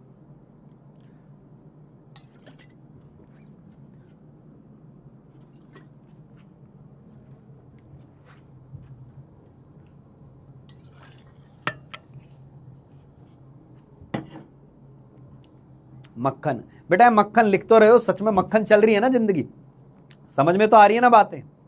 हाँ सब मक्खन होना चाहिए, फिजिक्स हो, केमिस्ट्री हो, मैथ्स हो, सब मक्खन होने चाहिए। हमारी आईआईटी मक्खन होगी, समझ में आ गई बात, मक्खन सब होना चाहिए। और मक्खन को मक्खन तब माने जब आप घर जाके जो होमवर्क दिया जाए उसको अटेम्प्ट कर लें, मैं बार बार एक ही चीज पे जोर देता हूं, अटेम्प्ट अटेम्प्ट अटेम्प्ट। मैं नहीं बोल रहा सही गलत, सही गलत की चीजें 2-5 महीने बाद समझ में आना चालू होगी। अभी हमारा फोकस केवल अटेम्प्ट पे होना चाहिए, ठीक है। चलो बेटा, तो अब देखते हैं कॉन्सेंट्रेशन क्या होती है। कॉन्सेंट्रेशन क्या होती है इसको समझते हैं बेटा, बहुत ही इंपॉर्टेंट चीज, बहुत बहुत ज्यादा इंपॉर्टेंट। अब सब इधर आ जाओ, अब मैं समझा रहा हूं बहुत इंपॉर्टेंट बात। कॉन्सेंट्रेशन क्या होती है, ध्यान से सुनना, ध्यान से सुनना। मैंने क्या किया, मैंने क्या किया बेटा, यहां एक बड़ा सारा पानी का टैंक ले लिया, बड़ा सारा पानी का टैंक ले लिया। कितना ले लिया सर, थोड़ा आइडिया दो। मैंने क्या किया ना, मैंने क्या किया, 100 लीटर पानी लिया, 100 लीटर लिया, 100 लीटर, ठीक है, 100 लीटर लिया। इस 100 लीटर में 100 लीटर में 100 लीटर में 10 मोल घोल दिए, जगह जगह 10 मोल घोल दिए। ये अलग अलग कलर क्या दिखा रहे हैं, एक सॉल्वेंट है येलो कलर का, और ये जो दूसरा कलर मैंने यूज किया है ये सॉल्यूट है। क्लियर, अब पूरी जगह प्रेजेंट है, सॉल्यूट भी सॉल्वेंट के अंदर घुल चुका है। ये मैंने लेट से ले लिया 10 मोल, और पूरा जो अपना वॉल्यूम है, वॉल्यूम है जो पूरे डब्बे का, वो है हमारे पास 100 लीटर। ध्यान से सुनना, मेरी बातों को ध्यान से सुनना बेटा, है ना। मैंने आपसे पूछा यार आपने मोल कितने मिलाए हैं, आपने मोल कितने मिलाए हैं, आपने बोला सर 10 मोल मिलाए हैं, 10 मोल मिलाए हैं। अच्छा ठीक है, वॉल्यूम कितना है, 100 लीटर है। अच्छा, मैंने एक दूसरे आदमी को भी टास्क दी, मैंने एक दूसरे आदमी को भी टास्क दी, ध्यान से सुनेंगे मेरी बातों को बेटा। दूसरे आदमी को क्या टास्क दी, मैंने बोला यार तू भी 10 मोल मिला, तू भी 10 मोल मिला, लेकिन इस बार ना तू क्या कर, वॉल्यूम 50 लीटर ले ले, आधा कर दे डब्बे को, वॉल्यूम 50 लीटर ले ले, और मोल मिला 10 ही, मोल मिला 10 ही, 10 मोल ही इसके मिला है, 10 मोल ही इसके मिला है। मेरी बातों को समझना, अच्छे से समझना जो मैं बोलना चाह रहा हूं। अब मेरा सवाल समझना, जो बोलना चाह रहा हूं एक ही बार में समझ में आ जाएगा। ऐसे सोच, ये 100 लीटर पानी है और 10 मोल तूने या 10 चम्मच चीनी मिलाई है। 10 मोल मतलब 10 चम्मच मान ले एग्जांपल के तौर पर, कि तूने 100 लीटर पानी में 10 चम्मच चीनी मिलाई है। एक तूने 50 लीटर में 10 चम्मच चीनी मिलाई है। ध्यान से सुनना मेरी बात को, एक बड़ी बाल्टी है उसमें 10 चम्मच चीनी मिलाई है, एक छोटा डब्बा है उसमें 10 चम्मच चीनी मिलाई है। कौन ज्यादा मीठा होगा इनमें? Which one is more sweeter? Which one is more sweeter? Which one is more sweeter? Solution A ज्यादा मीठा है या सॉल्यूशन बी ज्यादा मीठा है? फटाफट बताएंगे, मीठा कौन सा ज्यादा होगा। बस अब ध्यान से सुनना, ये मान लो शुगर थी यहां पर, है ना, मान लेते हैं शुगर थी, ये भी शुगर थी, ये भी शुगर थी। अब मेरे को एक बात बताओ, absolute amount of sugar, absolute amount of sugar दोनों में सेम है या अलग है? Absolute amount of sugar, absolute amount of sugar, absolute amount of sugar in A solution कितना है? तो हम क्या जवाब देंगे? 10 मोल है। एब्सोल्यूट तो ये भी 10 मोल है, एब्सोल्यूट तो ये भी 10 मोल है। हाँ, बी वाला मीठा होगा, ये बात सही है एकदम, बी वाला ज्यादा। बेटा सिंपल सी बात है, एक बड़ी बाल्टी में भी 10 चम्मच मिलाए और एक गिलास में भी 10 चम्मच मिलाए, तो गिलास तो बहुत मीठा हो गया, गिलास तो बहुत मीठा हो गया। समझ में आ गई बात? समझ में आ गई बात? अब मैंने बोला absolute amount of sugar, absolute value sugar की किसमें ज्यादा है, तो जवाब क्या आएगा? Absolute value, absolute value. फटाफट बताओ। सेम है, सेम है, एब्सोल्यूट अमाउंट एकदम सेम है। यहां भी 10 मोल 10 चम्मच मिलाई, यहां भी 10 चम्मच मिलाई। अच्छा, absolute amount of sugar B में कितना है? तो भी 10 मोल है, तो सेम है, एब्सोल्यूट अमाउंट सेम है। लेकिन क्या रिलेटिव अमाउंट सेम है? क्या रिलेटिव अमाउंट ऑफ शुगर ए और बी में सेम है या अलग अलग है? रिलेटिव अमाउंट ऑफ शुगर ए और बी में सेम है या अलग अलग है, यह पूछना चाह रहा हूं मैं। रिलेटिव अमाउंट ऑफ शुगर ए और बी में अलग अलग है बेटा या सेम है, यह पूछना चाह रहा हूं तेरे से। तेरे को जवाब कैसे देना है? एब्सोल्यूट सेम, रिलेटिव डिफरेंट, या तेरे को जो लग रहा है एब्सोल्यूट डिफरेंट, रिलेटिव सेम, जो लग रहा है वो चैट में लिख दे, चैट में लिख दे। बस कंसंट्रेशन का कॉन्सेप्ट हमेशा के लिए क्लियर हो जाएगा। फटाफट लिख दे। एब्सोल्यूट क्या आएगा? एब्सोल्यूट क्या आएगा बेटा? हाँ, एब्सोल्यूट अमाउंट तो सेम है सर, 10-10 चम्मच चीनी मिलाइए वो तो सेम है, लेकिन रिलेटिव अमाउंट अलग है। समझ में आई बात? तो रिलेटिव का क्या मतलब है? कंसंट्रेशन किसको बोलते हैं? कंसंट्रेशन को हम बोलते हैं relative amount of solute, relative amount of solute, relative amount of solute present in solution, present in solution. समझ में आ गई बात? उसको बोलते हैं हम कंसंट्रेशन, उसको बोलते हैं हम कंसंट्रेशन। समझ में आ गई बात? तो ये तो मोल थे, 10-10 मोल थे, लेकिन इनकी कंसंट्रेशन जो है वो सेम नहीं है, वो अलग है, वो सेम नहीं है, वो अलग है। तो हमने बोला ध्यान से सुनना, चीनी की भीड़ कहां ज्यादा होगी, चीनी के पार्टिकल्स कहां ज्यादा क्राउडिंग कर रहे होंगे, पानी कौन सा ज्यादा मीठा लग रहा होगा? बी। तो हम बोलेंगे कंसंट्रेशन किसका ज्यादा है? कंसंट्रेशन बी का ज्यादा है। तो पहले तो एक बात बता मेरी जान, तुझे कंसंट्रेशन की फील आई या नहीं आई? कंसंट्रेशन एब्सोल्यूट डब्बे की बात नहीं करता, वो बोलता है कि देख ये 100 लीटर में 10 घुला हुआ है, तो 1 लीटर में कितना होगा? 1 लीटर में कितना होगा? ये बताइए, 100 लीटर में 10 घुला है, तो 1 लीटर को कितना मिला? 1 लीटर को तो कितना मिला? फटाफट बता, 1 लीटर को कितना मिला? 10 मोल लिए आपने और 100 लोगों में बांट दिए, 10 चीजें ली और 100 में बांट दी, तो 10/100 हो गई। तो 1 लीटर को कितना मिला? 1/10 मिला, 0.1 मोल मिला। समझ में आ गई बात? 0.1 मोल मिला। लेकिन यहां कितना मिल रहा है? आपने 10 रुपए लिए और 50 लोगों में बांट दिए, मान लो 10 रुपए लिए और 50 लोगों में बांटे, तो एक को कितने मिले? 10/50 यानी 0.2 मिला। 0.2 मिलाया, इसका मतलब इसकी स्वीटनेस, इसकी कंसंट्रेशन ज्यादा है। समझ में आ गई बात? समझ में आ गई बात? ये पॉइंट समझ में आया या नहीं? तो स्वीटनेस किससे बताएंगे? एब्सोल्यूट अमाउंट से, रिलेटिव अमाउंट से? कौन ज्यादा मीठा होगा ये किससे बताओगे? एब्सोल्यूट अमाउंट से या रिलेटिव अमाउंट से? एब्सोल्यूट अमाउंट से या रिलेटिव अमाउंट से?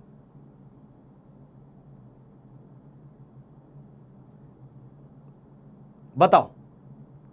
बहुत बढ़िया यार, बहुत बढ़िया। आपको ये तो समझ में आ गया कंसंट्रेशन क्या होती है, समझ में आ गई ये एकदम चीज। बहुत बढ़िया बेटा, ठीक है, रिलेटिव अमाउंट से बताएंगे। बहुत बढ़िया बेटा। अब एक और चीज बताएगा, एक और चीज बताएगा, फिर तेरे को समझ में आ जाएगी, सारी बातें समझ में आ जाएगी। मान ले मैंने कुछ कंसंट्रेशन का एक सॉल्यूशन लिया, कोई कंसंट्रेशन ली हुई है, एक लार्जर वॉल्यूम मैंने लिया हुआ है, इसके अंदर सॉल्यूट के पार्टिकल्स घुले हुए हैं, इसकी कंसंट्रेशन x है, इसकी कंसंट्रेशन मैंने बोला x है, x, इसका रिलेटिव अमाउंट x है। ध्यान से सुनना, रिलेटिव अमाउंट x है, ठीक है, x मोल पर लीटर है, x मोल पर लीटर है, इस तरीके का कुछ है। मैंने क्या किया? मैंने इसमें क्या किया बेटा? 1 चम्मच से पानी लिया, एक ही बड़ी सी चम्मच बना देते हैं, चम्मच भी नहीं बनती है यार, बताओ, ड्राइंग ही खतरनाक है, ठीक है, थोड़ी बढ़िया सी ऐसे चम्मच बना देते हैं। हाँ, ये 1 चम्मच से मैंने पानी लिया भाई, ठीक है, इस चम्मच से पानी लिया और इस चम्मच से मैं पानी ले लेके कंटेनर में फिल करते गया। एक मैंने क्या किया, ये छोटा कंटेनर लिया, इसके अंदर फिल कर दिया, इसी को मैंने ले जाके इसके अंदर फिल कर दिया, ये फिल कर दिया, यहां से उठाया और इधर फिल कर दिया, ठीक है, ये A है। फिर हमने क्या किया, एक और कंटेनर लिया जो थोड़ा बड़ा है, कुछ अलग टाइप का है, शेप भी अलग है, सब कुछ अलग है, यहां से भी उठा के इसमें यहीं भर दिया। बताइए किसमें कंसंट्रेशन ज्यादा होगी, किसमें कम होगी? किसमें कंसंट्रेशन ज्यादा होगी और किसमें कम होगी? फटाफट बताओ। और इसको बोल देते हैं, बड़े वाले को इसको बोल देते हैं अपन C बोल देते हैं, C है ना, ये कंटेनर C है, ये कंटेनर C है। तो बताओ A, B और C में कंसंट्रेशन किसमें ज्यादा होगी, किसमें कम होगी? A, B और C में कंसंट्रेशन किसमें कम होगी, किसमें ज्यादा होगी? शानदार, एकदम बढ़िया, बस यही चीज चाह रहा था मैं, यही चीज चाह रहा था। तो जब भी किसी एक सॉल्यूशन से आप सॉल्यूशन बाहर निकालेंगे, जब भी किसी एक सॉल्यूशन से सॉल्यूशन बाहर निकालेंगे, तो सॉल्यूशंस की कंसंट्रेशन में कोई परिवर्तन नहीं आएगा। ये बात समझ में आ गई? ये बात समझ में आएगी? सेम आएगी सर, सेम आएगी। अरे जिसको आंसर नहीं समझ में आ रहा है वो ये बोलो, आपने पानी पिया, इसमें पिया, इसमें पिया, किसमें ज्यादा मीठा लगेगा? अरे वो तो उतना ही लगेगा, मीठा तो उतना ही लगेगा वो। ये बात समझ में आई या नहीं? अरे अलग अलग मीठा लगेगा क्या यार? एक आदमी ने थोड़ा ज्यादा पानी पी लिया, बोल रहा है भाई ज्यादा मीठा था मेरा वाला। एक ने थोड़ा कम टेस्ट किया, 1 चम्मच से पिया, बोला अरे यार फीका लग रहा है एकदम। अरे भाई चम्मच से भी उतना ही मीठा लगेगा जितना गिलास में लग रहा है, जितना बाल्टी में लग रहा है। ये मेरी बात समझ में आ रही है या नहीं? ये मेरी बात समझ में आ रही है या नहीं? मेरा क्वेश्चन ये था कि एक बड़ी टंकी रखी हुई है, इसके अंदर से हम क्या कर रहे हैं, बाहर निकालते जा रहे हैं, अलग अलग डब्बों में चीजें भरते जा रहे हैं। समझ में आ गई? वो आपने देखा होगा ना, बैठ के खाना खिलाते हैं कई बार लोगों को। तो खाना दे के गया मैं, है ना, मान लो खीर परोस दी किसी को, और आपने बोला यार इसको दी, इसको थोड़ी कम खीर दी मैंने, एक को भर के दे दी। अब मैंने बोला बताओ किसको खीर ज्यादा मीठी लग रही है? तो एक पापी बोल रहा है सर जिसको ज्यादा दी है। ना भाई, उसका मीठापन दोनों में बराबर है। ये मेरी बात समझ में आई या नहीं आई? हाँ, ये बात अलग है कि कोई सच में पूछ ले कि एब्सोल्यूट अमाउंट ऑफ शुगर कौन ज्यादा खा गया, तो जिसको ज्यादा दे दिया वो ज्यादा खा गया, जिसको कम दिया है वो कम खा गया, लेकिन उसकी जो स्वीटनेस है, जो उसका रिलेटिव अमाउंट है, वो सभी में सेम होने वाला है। ये बात समझ में आई या नहीं आई कि कंसंट्रेशन जो होगी तीनों कंटेनर की एकदम सेम होगी, A is equal to B is equal to C, लेकिन एब्सोल्यूट अमाउंट ऑफ सॉल्यूट तीनों में अलग अलग रहेगा। यह बात समझ में आ गई? ये बात समझ में आई या नहीं आई? सर भूख लगी खीर की बात सुन के। मक्खन, तुझे पहले ये समझ में आ जाना चाहिए कि कॉन्सेंट्रेशन का रियल मीनिंग क्या है।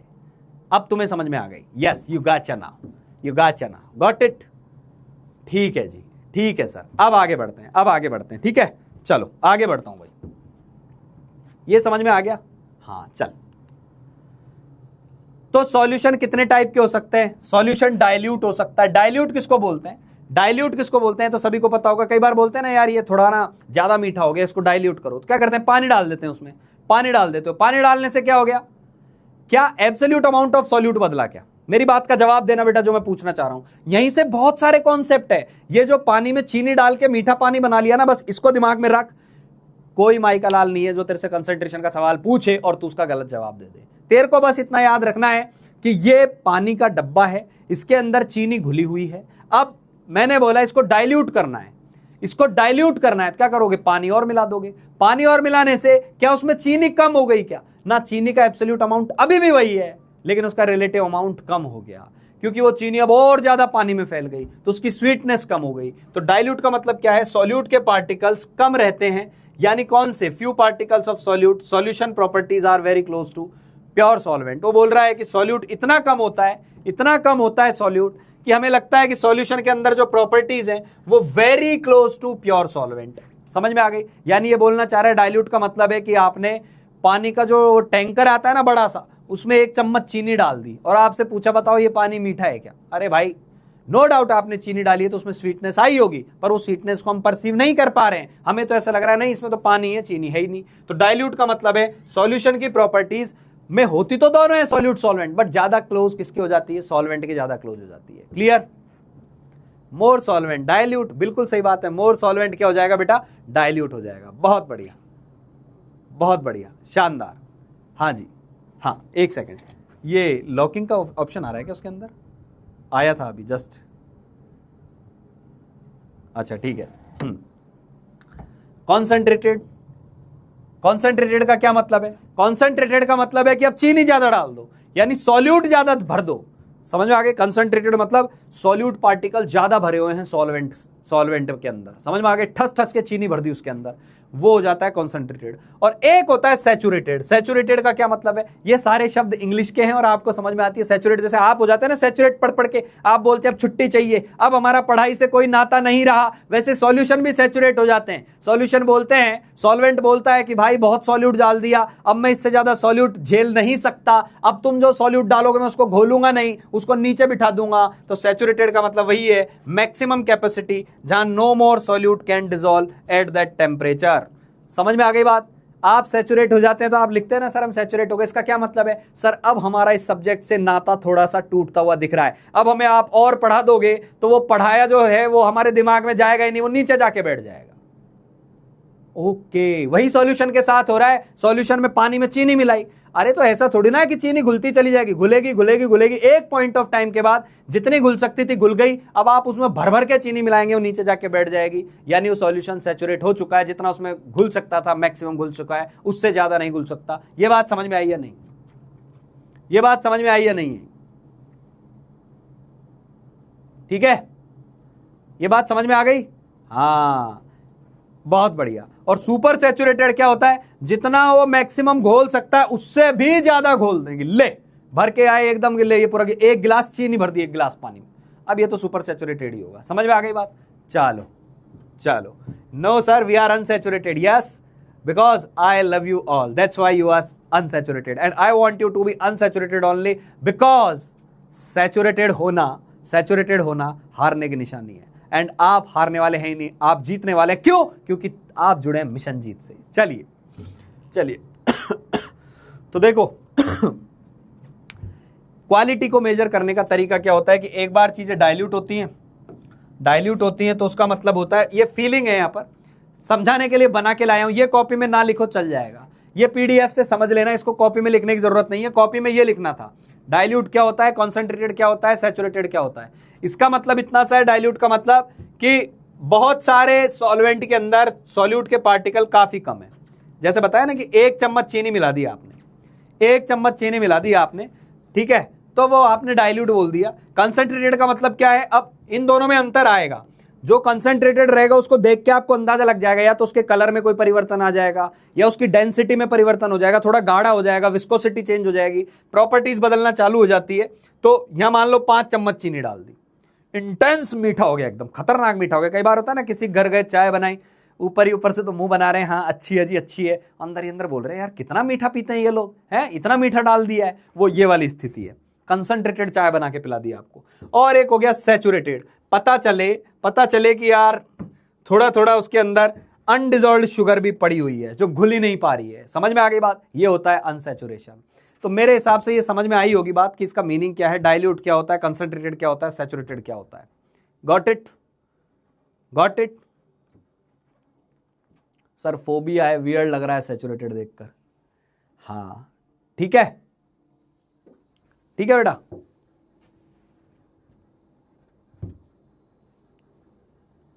हाँ रिलेटेबल बिल्कुल ठीक है बेटा। हाँ, तो ये वाली स्लाइड में इनकी डेफिनेशन थी कि डाइल्यूट क्या होता है, जहां सॉल्यूट का अमाउंट बहुत कम हो, सॉल्यूशन लगभग कईयों के घर जाएंगे तो पता चले डाइल्यूट चाय बना दी, ना उसमें मीठा है ना उसमें पत्ती है, लग रहा है पानी पी रहे हैं, वो डाइल्यूट है। कईयों के घर जाएंगे भर के चीनी मिला दी, कॉन्सेंट्रेटेड है। कईयों को देखा यार चीनी उसमें पैंदे में पड़ी हुई है, बॉटम में घुल नहीं पा रही है, बहुत ज्यादा है, सैचुरेटेड है। ये कहानी है, चाय भी दिख गई आपको, ये डाइल्यूट है, ये कंसंट्रेटेड है, ये सैचुरेटेड है। तो इसका मतलब फ्यू पार्टिकल्स ऑफ सॉल्यूट, ये मैनी पार्टिकल्स ऑफ सॉल्यूट, और ये मैक्सिमम कैपेसिटी जो थी वो लिमिट पहुंच चुकी है, उससे ज्यादा नहीं होगा, ये खतरनाक हो चुकी है। समझ में आ गई बात? तो डायबिटिक लोग ये पिए मस्त रहें। समझ में आ गई चीज? चलिए, तो ये कहानी होती है रिलेटिव अमाउंट की, गॉट इट? ठीक है। विस्कोसिटी क्या होता है? गाढ़ापन। किसी भी चीज की जो गाढ़ापन होता है ना, आपने कई बार देखा होगा, जैसे हनी है, हनी की विस्कोसिटी और पानी की विस्कोसिटी देखें तो फैला के देख लो कौन तेजी से फ्लो कर रहा है। पानी इजीली फ्लो कर जाता है तो उसकी विस्कोसिटी कम है, लेकिन हनी गाढ़ा है, जो ज्यादा गाढ़ा है उसकी विस्कोसिटी ज्यादा है। सिंपल सी बात है, ठीक है बेटा? What is gotcha sir? Gotcha, ये जो आप लिख रहे हैं ना, गाट इट, एक ने लिखा था गाचा तो मैंने पढ़ दिया गाचा, है ना। अब ये लोग हैं क्लिप काट दिए, गाचा ओके चाचा, काट दीजिए जो करना है, ठीक है। चलो, चाहे होमोजीनियस है हेट्रोजेनियस, बेटा वो तो एग्जाम्पल के लिए फील के लिए दे दी, होमोजीनियस नहीं होती है, हेट्रोजेनियस मिल्क होता है उसके अंदर, है ना, तो वो चीज अलग होती है। तो समझाने के लिए बोला है मैंने आपको। अब आ जाइए, अब काम पे आ जाइए, अब सवालों वाली बातों पे आ जाइए। कॉन्सेंट्रेशन टर्म हमारे सिलेबस के अंदर जो है वो 2 टाइप की होती है। अच्छा, आपने एक चीज पढ़ी होगी, एक चीज मेरे को बताना, फटाफट बताना, सॉलिड हो या लिक्विड हो, गर्म करने पर उसके वॉल्यूम में कोई चेंज आता है या नहीं? सॉलिड या लिक्विड को गर्म करेंगे तो उसके वॉल्यूम में कोई परिवर्तन होता है या नहीं? पढ़ा होगा ना 9th 10th के अंदर, थर्मल एक्सपेंशन नाम की चीज, थर्मल एक्सपेंशन के नाम की चीज, बताओ बताओ बताओ बताओ। अरे हाँ भाई, गाचा होता है, गाचा, वो गॉच्यू होता है, गॉच्यू, है ना। लेकिन जिसने लिखा था उसने लिखा GOTCH, तो मैं उनकी भावनाओं का सम्मान कर गया।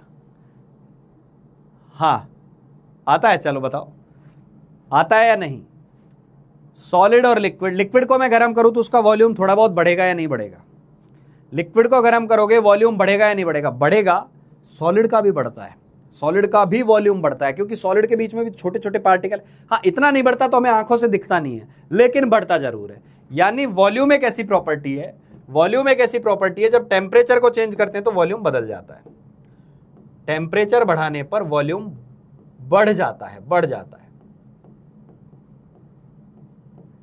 बढ़ जाता है। अब जिन जिन कॉन्सेंट्रेशन टर्म्स के अंदर, भाई ये जो रिलेटिव अमाउंट था ना, इसको डिफाइन करने के लिए अलग अलग स्केल बनाए गए। तो जो स्केल अलग अलग टर्म पढ़ रहे हैं अपन, उन टर्म में जिन जिन में वॉल्यूम आएगा वो सब टेम्परेचर से बदल सकते हैं, क्योंकि वॉल्यूम बदल सकता है, क्योंकि वॉल्यूम बदल सकता है। लेकिन जिनमें केवल मास मास ही आ रहा है, वॉल्यूम का कोई काम नहीं है, वॉल्यूम है ही नहीं वहां पर। अच्छा, मास में कभी चेंज नहीं आता, गर्म किया तो मास बदल गया, नहीं, डब्बा बंद है और आपने किसी चीज को गर्म कर दिया तो सॉलिड से लिक्विड बन जाएगा, लिक्विड से गैस बन जाएगा, ये हो सकता है, लेकिन उसका ओवरऑल मास वही रहने वाला है, मास में परिवर्तन नहीं होता।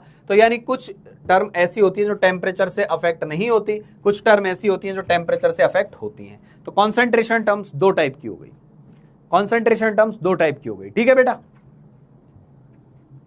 हेलो डियर, चमक रहा है या नहीं? अरे नहीं भी पढ़ा तो मैं बता रहा हूं ना, टेम्परेचर बढ़ाने पर वॉल्यूम बढ़ जाता है, इसको बोलते हैं थर्मल एक्सपेंशन, इसको बोलते हैं thermal expansion, thermal expansion. Space बढ़ जाती है एटम्स के बीच में। आपने देखा होगा जो ये होते हैं, ब्लैक स्मिथ होता है, लोहार जो होता है, वो क्या करता है, लोहे को पहले गर्म करता है फिर पीटता है, क्योंकि गर्म करने से उनके एटम्स के बीच का जो स्पेस है वो लूज हो जाता है, तो उसको पीटेंगे और तो और बढ़िया लूज हो जाएगा। तो गर्म करना मतलब एटम के बीच की दूरी बढ़ाना, यानी वॉल्यूम बढ़ना। समझ में आ गई बात? तो नहीं भी पढ़ा है तो टेम्परेचर बढ़ने से वॉल्यूम बढ़ता है, और जो जो कंसंट्रेशन टर्म में वॉल्यूम आएगा वो सब इस जगह आएगी, जिस कंसंट्रेशन टर्म में वॉल्यूम नहीं आएगा वो इधर आएगी।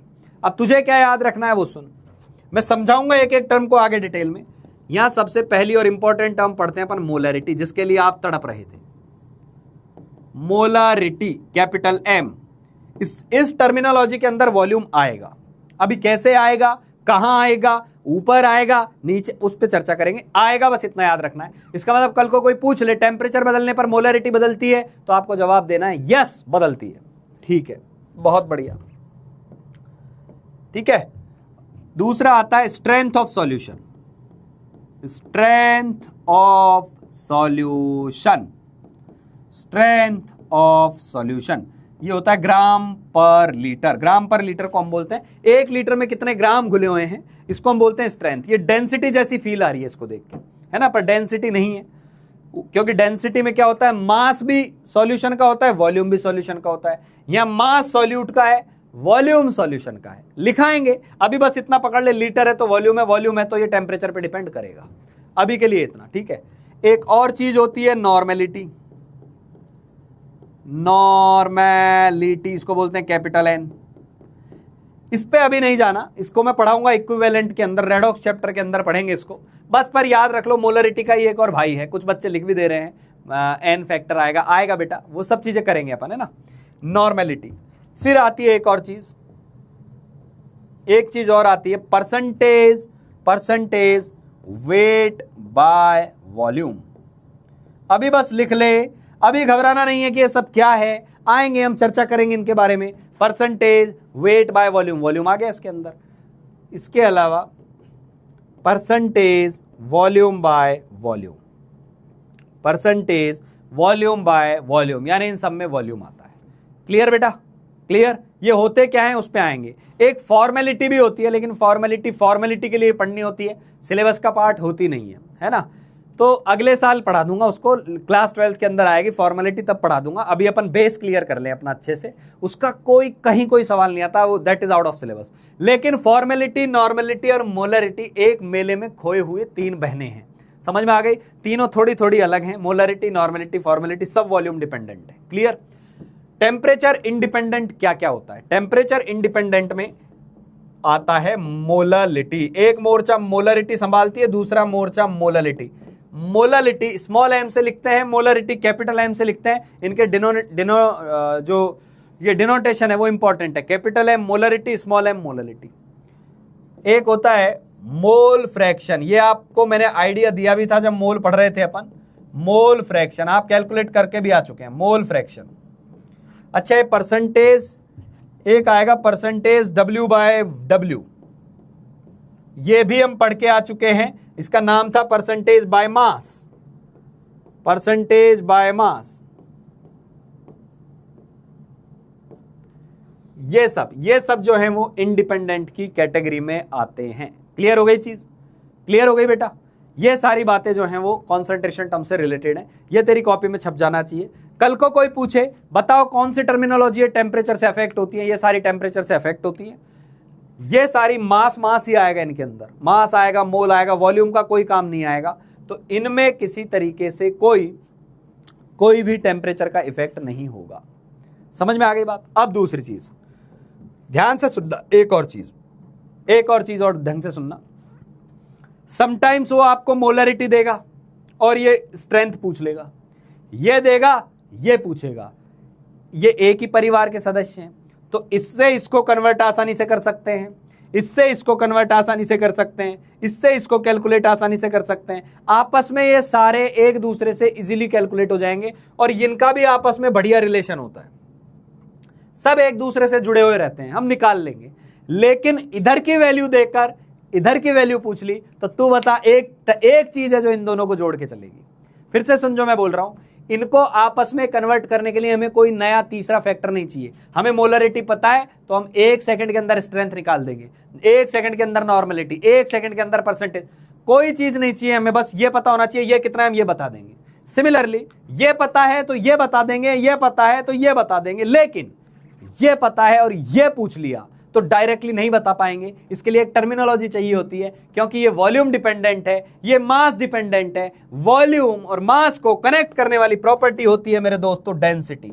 तो हमें डेंसिटी जो है पता चल जाए तो फिर हमें कोई सी भी वैल्यू दे दे, ये दे दे तो ये निकाल देंगे, ये दे दे तो ये निकाल देंगे। बहुत बढ़िया। यदि ये चमक गया हो तो इसको छाप ले कॉपी में, छाप लो।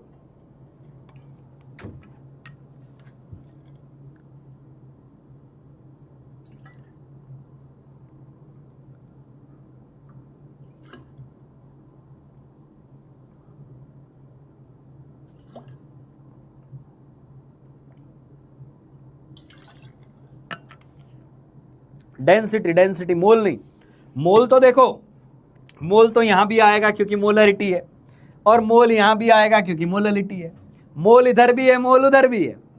बात है इधर वॉल्यूम है, इधर मास है, तो वॉल्यूम और मास को कनेक्ट करने के लिए डेंसिटी आएगी। समझ में आ गई बात? ठीक है बेटा?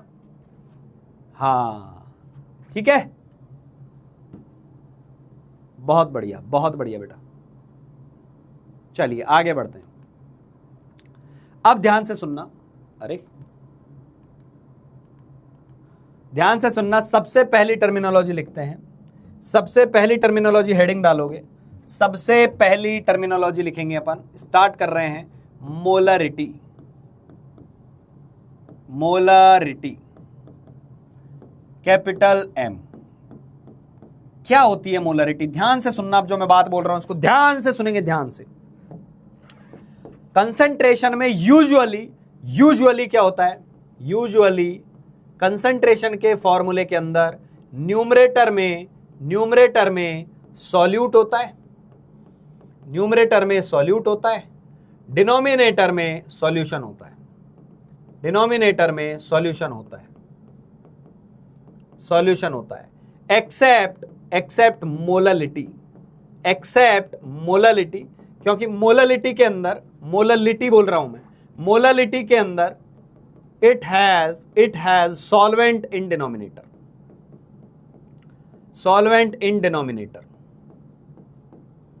ये जो मैंने लिखा है इसका क्या मतलब है? इसका मतलब है जो भी हम फॉर्मूले पढ़ेंगे, जो भी तू फॉर्मूला पढ़ेगा, जो भी तू फॉर्मूले पढ़ेगी, उसमें एक न्यूमरेटर होगा, एक डिनोमिनेटर होगा, ऊपर हमेशा सॉल्यूट होगा, क्योंकि हमें सॉल्यूट का ही तो अमाउंट निकालना है। लेकिन हमें एब्सोल्यूट नहीं, रिलेटिव निकालना है। तो किसके रिलेटिव? सॉल्यूशन के रेस्पेक्ट में कितना है, तो नीचे सॉल्यूशन की प्रॉपर्टी आएगी। लेकिन मोलरिटी एक ऐसी चीज है जिसमें सॉल्वेंट की आती है, बस इतनी सी बात है। अब आता हूं मैं वापस मोलरिटी पे। मोलरिटी क्या होती है? मोलरिटी एक तो स्टैंडर्ड यूनिट है ना, कॉन्सेंट्रेशन यूजुअली इसी से बताई जाती है। इसका मतलब क्या होता है? इसका मतलब होता है, ध्यान से सुनेंगे, number of moles of solute, number of moles of solute dissolved in dissolve in, number of moles of solute dissolve in, कितने में घुले हुए हैं, कितने में घुले हुए हैं, 1 litre of solution, 1 litre of solution. यानी ये बोल रहा है, ध्यान से सुनना, ये बोल रहा है सॉल्यूट के कितने मोल 1 लीटर सॉल्यूशन में घुले हुए हैं। 1 लीटर पानी नहीं बोल रहा मैं, पानी बोलते ही तो सॉल्वेंट हो गया, सॉल्यूशन में कितने घुले हुए हैं इसकी चर्चा की जा रही है। समझ में आई बात? Number of moles of solute dissolved in 1 litre of solution कितने हैं, उसको हम बोलते हैं मोलरिटी। समझ में आ गई बात? समझ में आ गई बात? क्लियर? जैसे फिर से समझेंगे मेरी बात को, फिर से समझना मेरी बात को, आप खुद ही बता देंगे इस चीज को। मैंने बोला बेटा, मैंने बोला ये मेरे पास 20 लीटर सॉल्यूशन है, 20 लीटर सॉल्यूशन है, और इसमें मैंने सॉल्यूट डाल दिया। सॉल्यूट के जो मोल है, ध्यान देना, सॉल्यूट को मैं बी से बोलूंगा, बी मतलब सॉल्यूट है, ए मतलब सॉल्वेंट है, ये बात मैं बता चुका हूं आपको, ए मतलब सॉल्वेंट है, ठीक है। तो एन बी यानी सॉल्यूट के जो मोल हैं वो 10 मोल हैं, वो 10 मोल हैं, वो 10 मोल हैं। अब वापस इधर लिया मैंने एक डब्बा, और इस डब्बे के अंदर मैंने वॉल्यूम लिया 40 लीटर, और मोल्स ऑफ सॉल्यूट जो हैं वो अभी भी 10 मोल हैं, अभी भी 10 मोल हैं। तो मोलरिटी सेम होगी अलग अलग होगी? मोलरिटी सेम होगी या अलग अलग होगी? हाँ बेटा फटाफट बताओ, मोलरिटी सेम होगी या अलग अलग होगी? बस इतनी सी बात पूछ रहा हूं, मोलरिटी सेम होगी या अलग अलग होगी?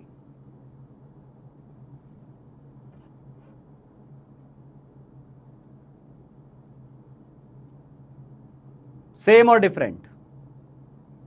सेम और डिफरेंट? डिफरेंट होगी। तो ध्यान से सुन, मोल भले ही सेम है लेकिन ये तो एब्सोल्यूट अमाउंट है। वो आपसे पूरे टोटल मोल नहीं बोल रहा, वो बोल रहा है 1 लीटर में कितने घुले हैं। चल यहां बता, 20 लीटर में कितने घुले हैं? 20 लीटर में कितने घुले हैं? फटाफट बोल, 20 लीटर में कितने घुले हैं? 10 मोल। तो 1 लीटर में कितने घुले होंगे? सर 20 लीटर में 10 घुले हुए हैं, तो यानी 10 मोल को 20 को बांटना है। 10 मोल उठाए और 20 लीटर में बांट दिए, तो 1 लीटर को कितना मोल हाथ में आया? 1 लीटर को कितना मोल हाथ में आया? आधा मोल हाथ में आया। समझ में आई बात? तो यानी ये जो आधा है ना, ये मोलरिटी है। तो क्या मोलरिटी मोल है? ना ना ना, मोलरिटी मोल नहीं है। मोलरिटी मोल 1 लीटर में कितने घुले हुए हैं, ये है। समझ में आ गई बात? बहुत बढ़िया, बहुत बढ़िया। इसका मतलब मोलरिटी का जब मैं फॉर्मूला लिखूंगा, मोलरिटी का जब मैं फॉर्मूला लिखूंगा तो क्या आ जाएगा बेटा? ऊपर लिखेंगे moles of solute, moles of solute, और नीचे लिखेंगे मोल्स ऑफ सॉल्यूट को लिखा हूं मैं NB, और नीचे लिखेंगे volume of solution, volume of solution. और सॉल्यूशन का वॉल्यूम किस में लेना है बेटा? वो लेना है लीटर में, लीटर में लेना है। ये मोलरिटी होती है, ये मोलरिटी होती है। और जब ये मोलरिटी होती है तो इसकी यूनिट क्या आ जाएगी बेटा? यूनिट क्या आ जाएगी? फटाफट बोल, यूनिट क्या आएगी इसकी? सर यूनिट आसान है, ऊपर मोल आएगा और नीचे लीटर आएगा, मोल पर लीटर। ऐसे भी लिख सकते हैं और ऐसे भी लिख सकते हैं इसकी यूनिट को, मोल लीटर इनवर्स, इनवर्स मतलब पर लीटर हो गया, मोल लीटर -1। समझ में आई बात? समझ में आ गई? तो मोलरिटी का मीनिंग ये होता है, ठीक है। चलो बहुत बढ़िया, बहुत बढ़िया सर। सर ml में दे दिया तो, ml में दे दिया तो वॉल्यूम फिर क्या करेंगे? तो यानी आपने लिखा मोलरिटी का फॉर्मूला है NB अपॉन वॉल्यूम, वॉल्यूम होना चाहिए लीटर में, इतनी सी बात है, ठीक है। सर ml में दे दिया तो, ml में दे दिया तो आपको क्या करना है? Moles of solute divided by volume. आप ml वाला वॉल्यूम यहां लिखना, ml को लीटर में बदलना है, ml को लीटर में बदलना है। 1 लीटर में 1000 ml होते हैं, 1 लीटर में 1000 ml होते हैं, 1 लीटर में 1000 ml होते हैं। तो 1 ml में कितने लीटर होंगे भाई? सर 1/1000 होंगे। तो मैं यहाँ 1000 से जब डिवाइड करूंगा तो वो ऊपर जाके गुणा हो जाएगा। तो यानी ml में दिया हो वॉल्यूम तो ये फॉर्मूला यूज करें। अरे समझ में आई बात या नहीं? समझ में आ गई बात? तो मोलरिटी क्या होती है? सर मोल बाय वॉल्यूम होती है। अच्छा ठीक है सर, ठीक है ठीक है ठीक है ठीक है। सर मोलरिटी दे दी जाए तो, मोलरिटी दे दी जाए तो तू समझ जाना 1 लीटर में इतने मोल घुले हुए हैं, 1 लीटर में इतने मोल घुले हुए हैं। तो पूरे में कितने घुले हुए होंगे? सर 1 लीटर में 5 मोल घुले हुए हैं, तो 10 लीटर है तो 50 मोल घुले होंगे, 100 लीटर है तो 500 मोल घुले होंगे, 1000 लीटर है 5000 मोल घुले होंगे। इसका मतलब क्या हो गया बेटा? इसका मतलब हो गया अच्छा कई बार कई बार हमें क्या करेगा, मास दे देगा वो सॉल्यूट का, कोई बात नहीं मास से हम मोलर मास से डिवाइड करेंगे, सॉल्यूट के मोलर मास से डिवाइड करेंगे, सॉल्यूट के मोल आ जाएंगे, नीचे वॉल्यूम ले लेंगे, लीटर में मोलरिटी आ जाएगी। कुल मिलाकर तुझे तो ये याद रखना है, ये बाकी सब तो बनते चले जाएंगे, कोई दिक्कत ही नहीं है। ये भी मोलरिटी हो गई, मास दे दिया तो मास से निकाल ली, WB मतलब वेट ऑफ B मतलब सॉल्यूट। क्लियर? अब एक और चीज बताओ, मोल का क्या, मोल निकालने हो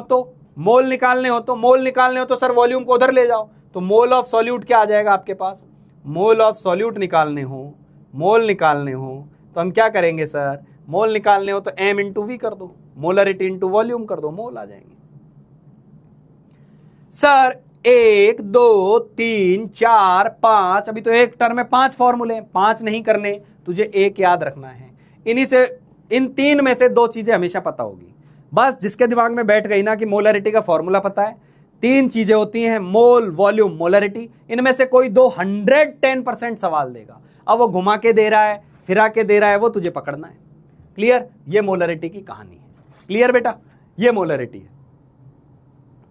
समझ में आया? जिसको समझ में आ गया एकदम डन लिख दें, एकदम डन लिख दें। अब इसकी मोलरिटी क्या आ गई, देखो इसकी मोलरिटी क्या आ गई, इसकी मोलरिटी आ गई सर 10/20, 0.5 आ गई। तो क्या इसमें 0.5 मोल है क्या? ना ना ना, इसका मतलब है कि इसमें से मैं 1 लीटर बाहर निकाल लूं ना, 1 लीटर, इसमें से 1 लीटर डब्बा मैंने बाहर निकाल लिया, उस 1 लीटर में 0.5 मोल आएंगे। क्या मेरी बात समझ में आई? यस सर, आ गई। इधर आ गए यहां मोलरिटी क्या हो गई, यहां हो गई 10/40, यहां 0.25 आ गया। सर इसमें 0.25 मोल है क्या? नहीं, इसका मतलब 0.25 मोल नहीं है, 1 लीटर यदि मैं बाहर निकालूंगा तो 0.25 आएंगे। डन? चल बहुत बढ़िया, बहुत बढ़िया। अब मेरी बात ध्यान से सुनना, जिसको समझ में आ गई हो, जब भी तुझे सवाल में मोलरिटी दे दे, जैसे ये दे दिया 0.1 मोलर NaOH, इसका क्या मतलब है? इसका मतलब जिसको समझ में आ गया ना भाई, इस लाइन का मतलब जिसको समझ में आ गया ना, इस लाइन का मतलब जिसको समझ में आ गया ना, वो कंसंट्रेशन में कहीं नहीं अटकेगा, कहीं भी नहीं अटकेगा। हर कंसंट्रेशन टर्म की एक डेफिनेशन होती है, तो इसका क्या मतलब होगा ये बताओ, इसका मतलब बता दो बस यार, इसका मतलब लिख दो, इसका मतलब लिख दो यार। 0.1 मोलर NaOH का मीनिंग क्या है?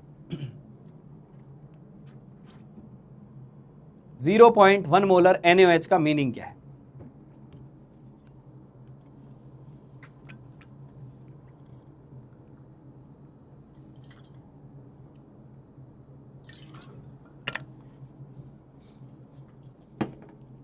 बिल्कुल, इसका मतलब होगा sir 0.1 mole of solute is dissolved, घुला हुआ है कितने के अंदर, इन 1 litre solution.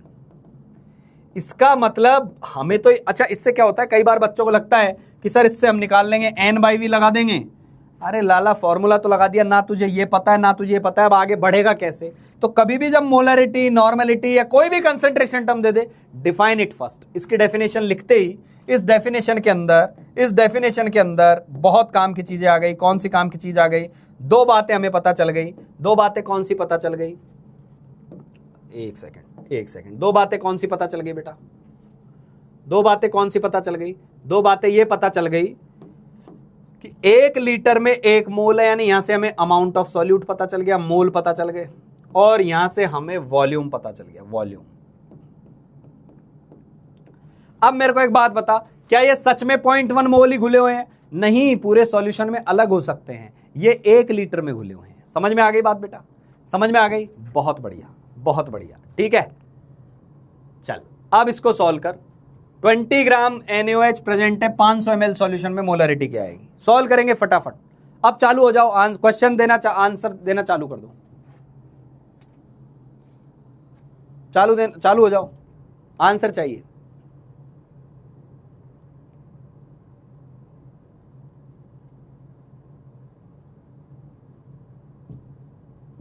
Answer answer answer. Molarity molarity molarity.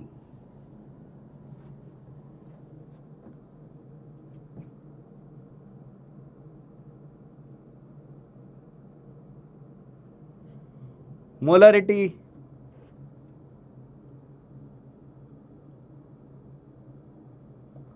पता नहीं, तरह तरह की चीजें लिख के आ रहे। बेटा फिर बता दो, पहले इसके मोल निकाल, गिवन क्या है वो लिख ले, एक एक चीज।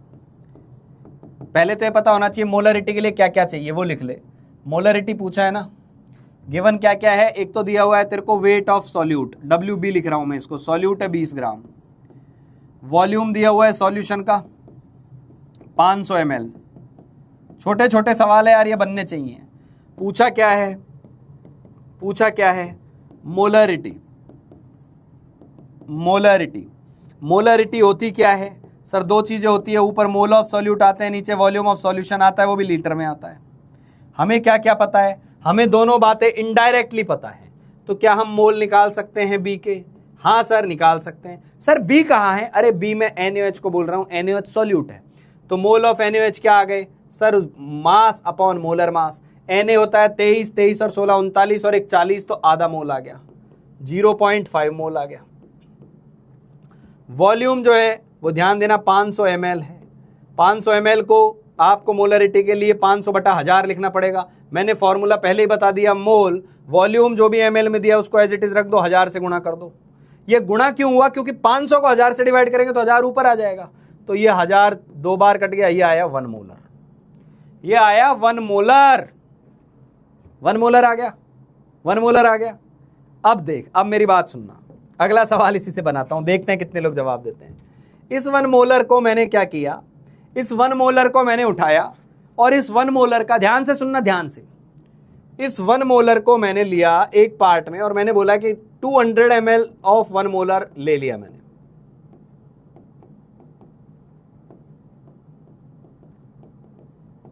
ये जो 1 मोलर आया ना हमारा सॉल्यूशन का, इसमें से मैंने 200 ml बाहर निकाल लिया। इस 200 ml की मोलरिटी क्या होगी? अब मोलरिटी क्या होगी? अब मोलरिटी क्या होगी? अब मोलरिटी क्या होगी मेरी जानी? फटाफट बता, तेरा एक बहुत बढ़िया कॉन्सेप्ट क्लियर हो जाएगा। अब मोलरिटी क्या होगी? सेम रहेगी या बदलेगी?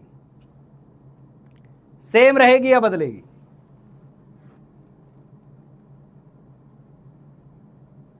सेम रहेगी या बदलेगी? रॉन्ग क्या है बेटा?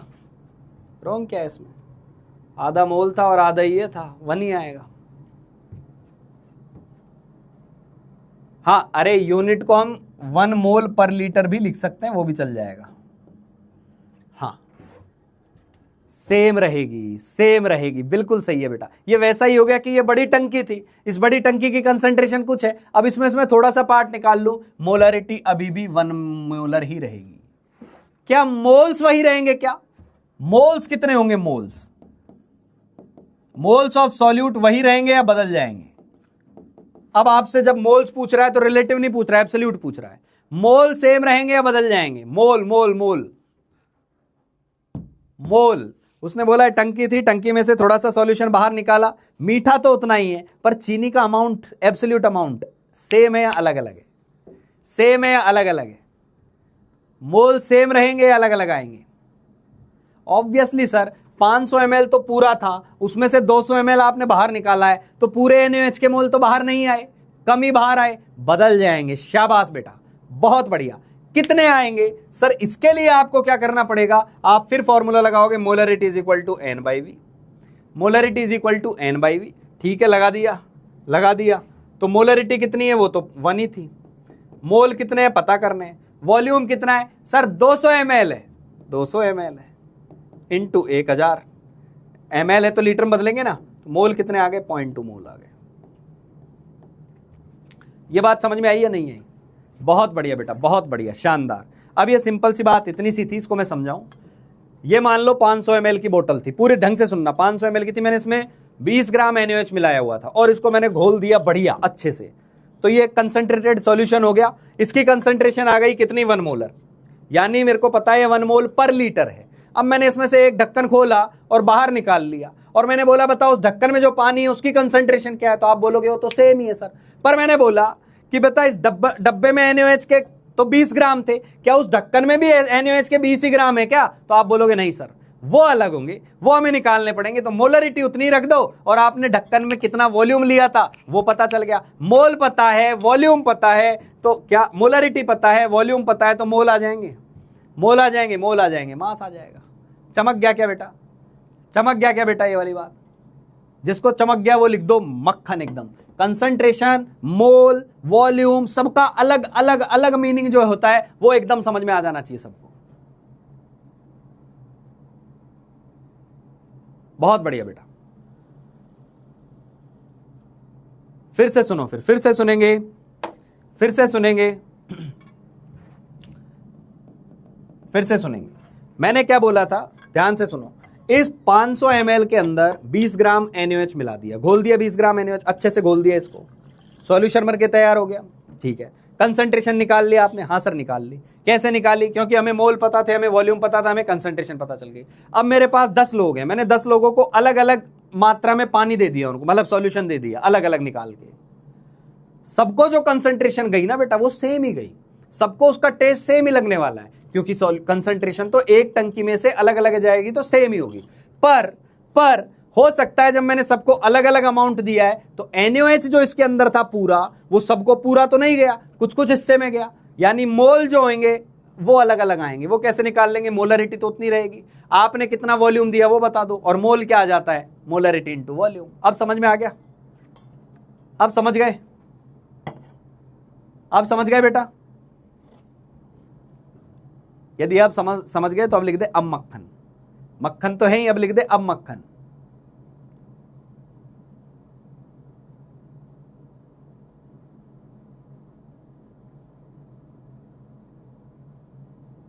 ठीक है?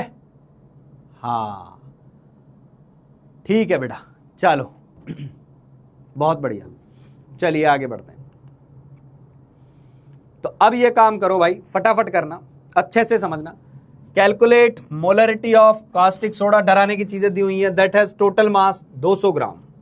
ठीक है, एक सॉल्यूशन का मास दिया हुआ है, सॉल्यूशन का, यानी उसने सॉल्यूशन पहले से बना लिया है।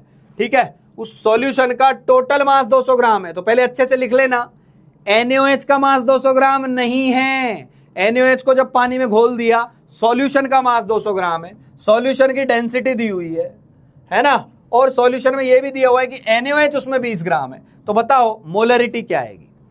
मोलरिटी क्या आएगी? मोलरिटी क्या आएगी? करो बेटा, मेरे को पता है फोड़ देंगे ये लोग, आंसर आपके सामने रखे हुए हैं, फटाफट करो। मोलरिटी क्या आएगी?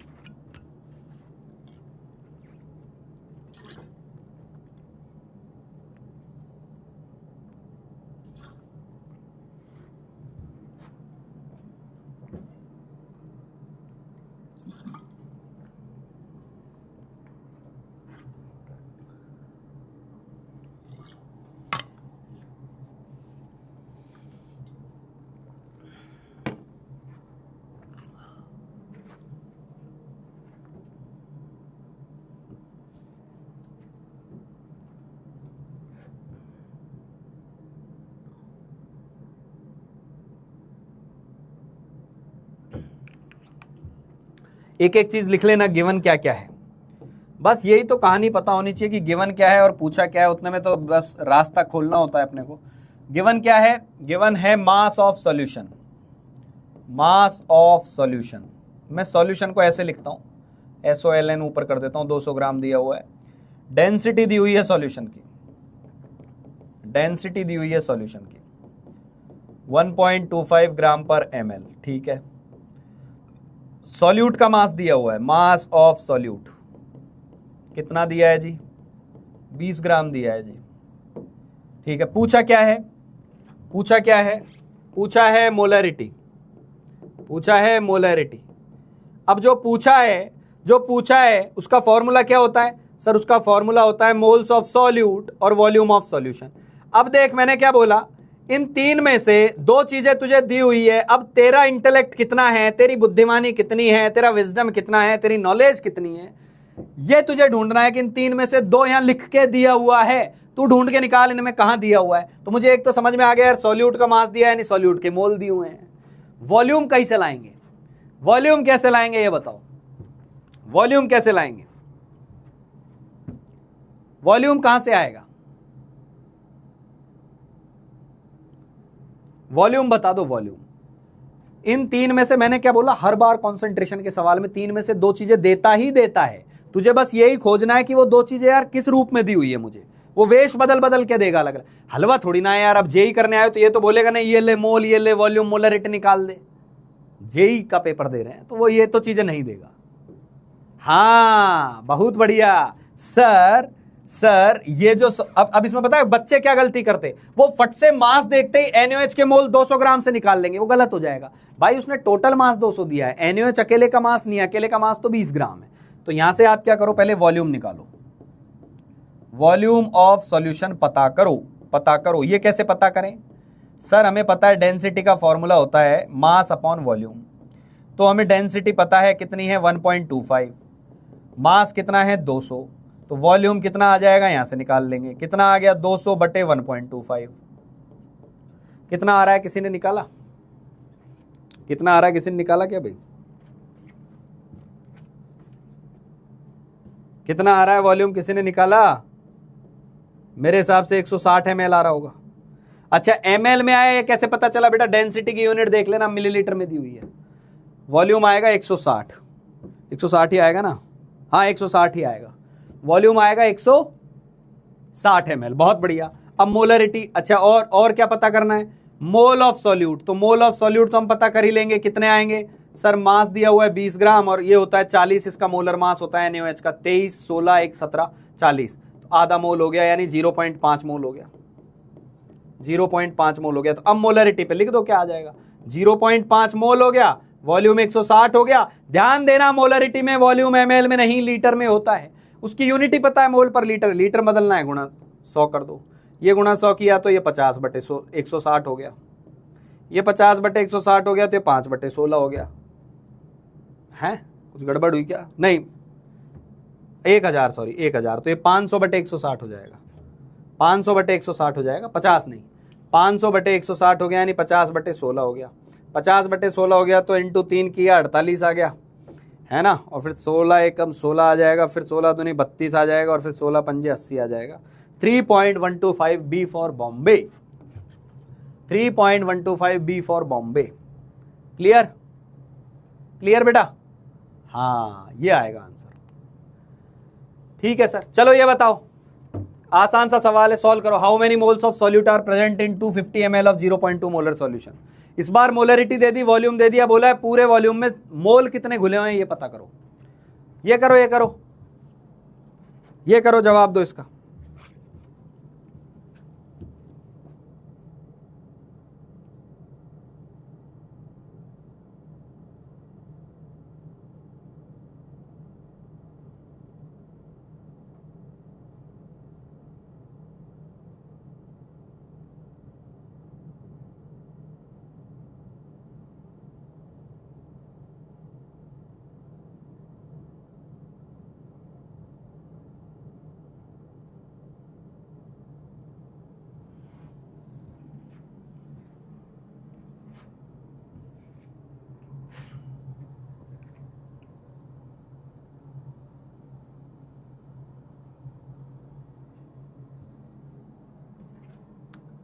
अब तो आपको एब्सोल्यूट मोल ही निकालने हैं, है ना। जब लिख दिया मोल ऑफ सॉल्यूट अकेला लिख दिया तो मोल ऑफ सॉल्यूट तो एब्सोल्यूट ही होते हैं, मोलरिटी जो होती है वो रिलेटिव मोल होते हैं। समझ में आ गई बात? क्या क्या गिवन है वो लिख लो। गिवन है वॉल्यूम 250 ml, मोलरिटी 0.2, देखो 0.2 m भी लिख सकता है और 0.2 मोल पर लीटर भी लिख सकता है, दोनों का मतलब एक ही है। कैपिटल M का मतलब मोल पर लीटर ही होता है। तो अब यहां से क्या करोगे बेटा, यहां से आप मोलरिटी का फॉर्मूला लिख दो कि पता करना होता है NB और वॉल्यूम। तो मोलरिटी दी हुई है 0.2, मोल पता करने हैं, वॉल्यूम ध्यान देना 250 लिख के मत छोड़ देना, ml में है ना तो उसको लीटर में जरूर बदल लेना। और एक बात बताऊं, अधिकतर सवाल ml में ही होंगे, लीटर में नहीं देता है वो। तो ये क्या आ जाएगा तेरा, ये क्या आ जाएगा बेटा, यहां से आंसर आ जाएगा NB तुम्हारा, ये हो गया 250, ये 4 बार कट जाएगा तो 0.2/4, 0.005 mole. A option will be correct, A option will be correct. बहुत बढ़िया। अगला सवाल करेंगे सभी लोग, अगला सवाल करेंगे। एक सॉल्यूशन है जिसके अंदर 11.1 ग्राम CaCl2 है, कैल्शियम क्लोराइड है 500 ml सॉल्यूशन में। तो बताइए Cl- का मोलरिटी क्या है, Cl- का मोलरिटी क्या है। ऐसे सवाल को करने का इतना सा हिंट दे देता हूं कि मान लो ये वैसा ही है जैसे अपन एटॉमिसिटी से गुणा करते थे कि मान लो आपको मोलरिटी ऑफ NaCl x दी हुई है और आपसे बोल दिया Na+ की मोलरिटी क्या है, तो Na+ कितना है यहाँ, 1 है, तो 1 गुणा x है। Cl- की कितनी होगी, ये Cl भी 1 है, तो 1 गुणा x है। ऐसे मान लो आपको दिया है Na2SO, ये मान लेते हैं कुछ भी ले लेते हैं, MgCl2 ले लिया। MgCl2 की आपको मोलरिटी दे दी मान लो y मोलर, तो Mg की मोलरिटी क्या होगी, Mg2+ की, तो y तो पूरे के हैं, तो Mg 1 है, तो इसकी y होगी। क्लोरीन Cl- की कितनी होगी, y पूरे की है लेकिन Cl 2 है, तो 2y होगी। इस तरीके से, तो इसका जवाब दो,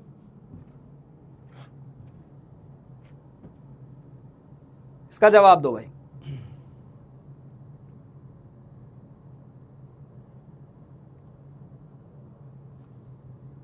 इसका जवाब देंगे बेटा। CaCl2 की मोलरिटी नहीं पूछी, CaCl2 की नहीं पूछी, आपका आंसर पहले CaCl2 का आएगा।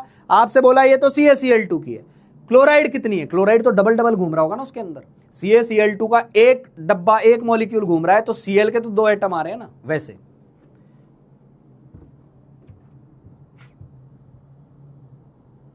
हाँ बहुत बढ़िया, बहुत बढ़िया।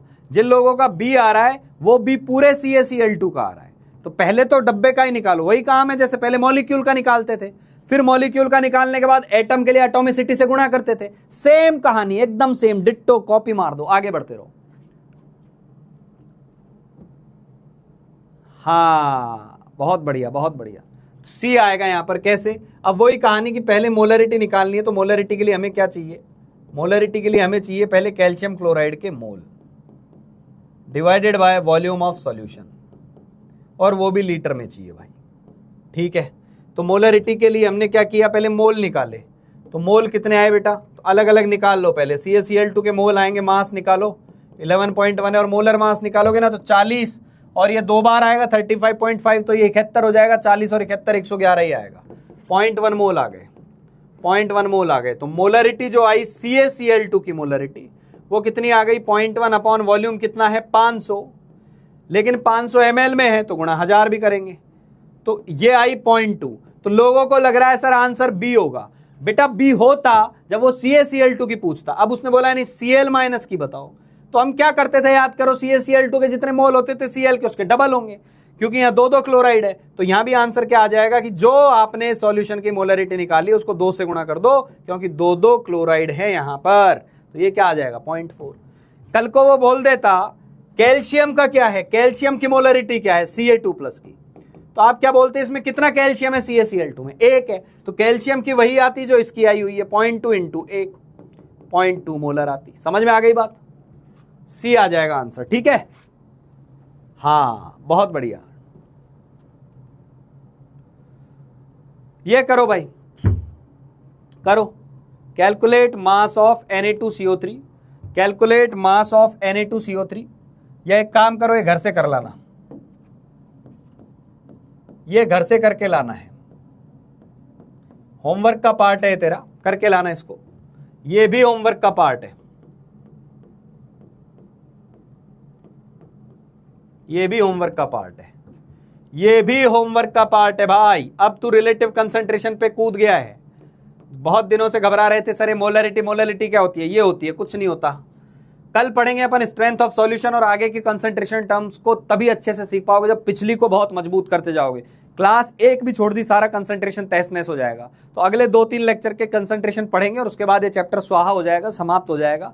कई बच्चे पूछ रहे हैं ईडियोमेट्री, ईडियोमेट्री बेटा गैसियस स्टेट की कुछ इक्वेशंस होती हैं, तो वो जब आप पढ़ लेते हो तब ईडियोमेट्री पढ़ाई जाती है, तो वो भी पढ़ाऊंगा मैं, छोड़ूंगा कुछ नहीं, लेकिन आने वाले टाइम में थोड़े से 1-2 चैप्टर होने के बाद ईडियोमेट्री की बात करेंगे। और ईडियोमेट्री मैंने हल्की फुल्की ले भी ली है सवालों में, बस नाम नहीं लिया, सवाल करा चुका हूं, आप कर चुके हैं, तो बिल्कुल घबराने की आवश्यकता नहीं है, ये भी होमवर्क में करके लाना है। इसके अलावा और भी 2-4 बातें आपको बता दूं मैं। एक तो तुझे होमवर्क के अंदर डीपीपी करनी है, आज जो मिली हुई है ये करनी है, इसके अलावा क्लास वर्क करना है, इसके अलावा कई बच्चों ने वैसे बना लिए हैं, साथ में बना रहे हैं, कई बच्चे जो रिवाइज कर रहे हैं, शॉर्ट नोट्स विद रिवीजन, ये आप प्रिपेयर कर सकते हैं धीरे धीरे। इसका क्या तरीका है, इसका तरीका ये है, वैसे एक समरी हम भी देंगे आपको, भेजेंगे वो, लेकिन मैं क्या बोलता हूं, जो मैं भेजूंगा वो मेरी मेहनत है। मैं फॉर्मूला शीट भी दूंगा, समरी भी दूंगा। बच्चों ने फॉर्मूला शीट बना ली थी, अब शॉर्ट नोट्स बनाने हैं। शॉर्ट नोट्स का क्या मतलब होता है कि जैसे पूरा जो चैप्टर है ना, पूरा चैप्टर मिलाकर मुश्किल से 3 पेजेस के अंदर खत्म हो जाना चाहिए पूरा चैप्टर। ये होते हैं शॉर्ट नोट्स। उसका तरीका होता है, जैसे लिमिटिंग रिएजेंट आपको लिखना है तो आपने हेडिंग डाली लिमिटिंग रिएजेंट। अब उसमें 2-3 पॉइंट काम के लिखने होते हैं। लिमिटिंग रिएजेंट की जरूरत कब पड़ती है, जब सभी अमाउंट, सभी मोल, सभी रिएक्टेंट के मोल दिए हुए हों। दूसरा पॉइंट, लिमिटिंग रिएजेंट कैलकुलेट कैसे करते हैं, मोल को स्टोइकियोमेट्री से डिवाइड कर दो।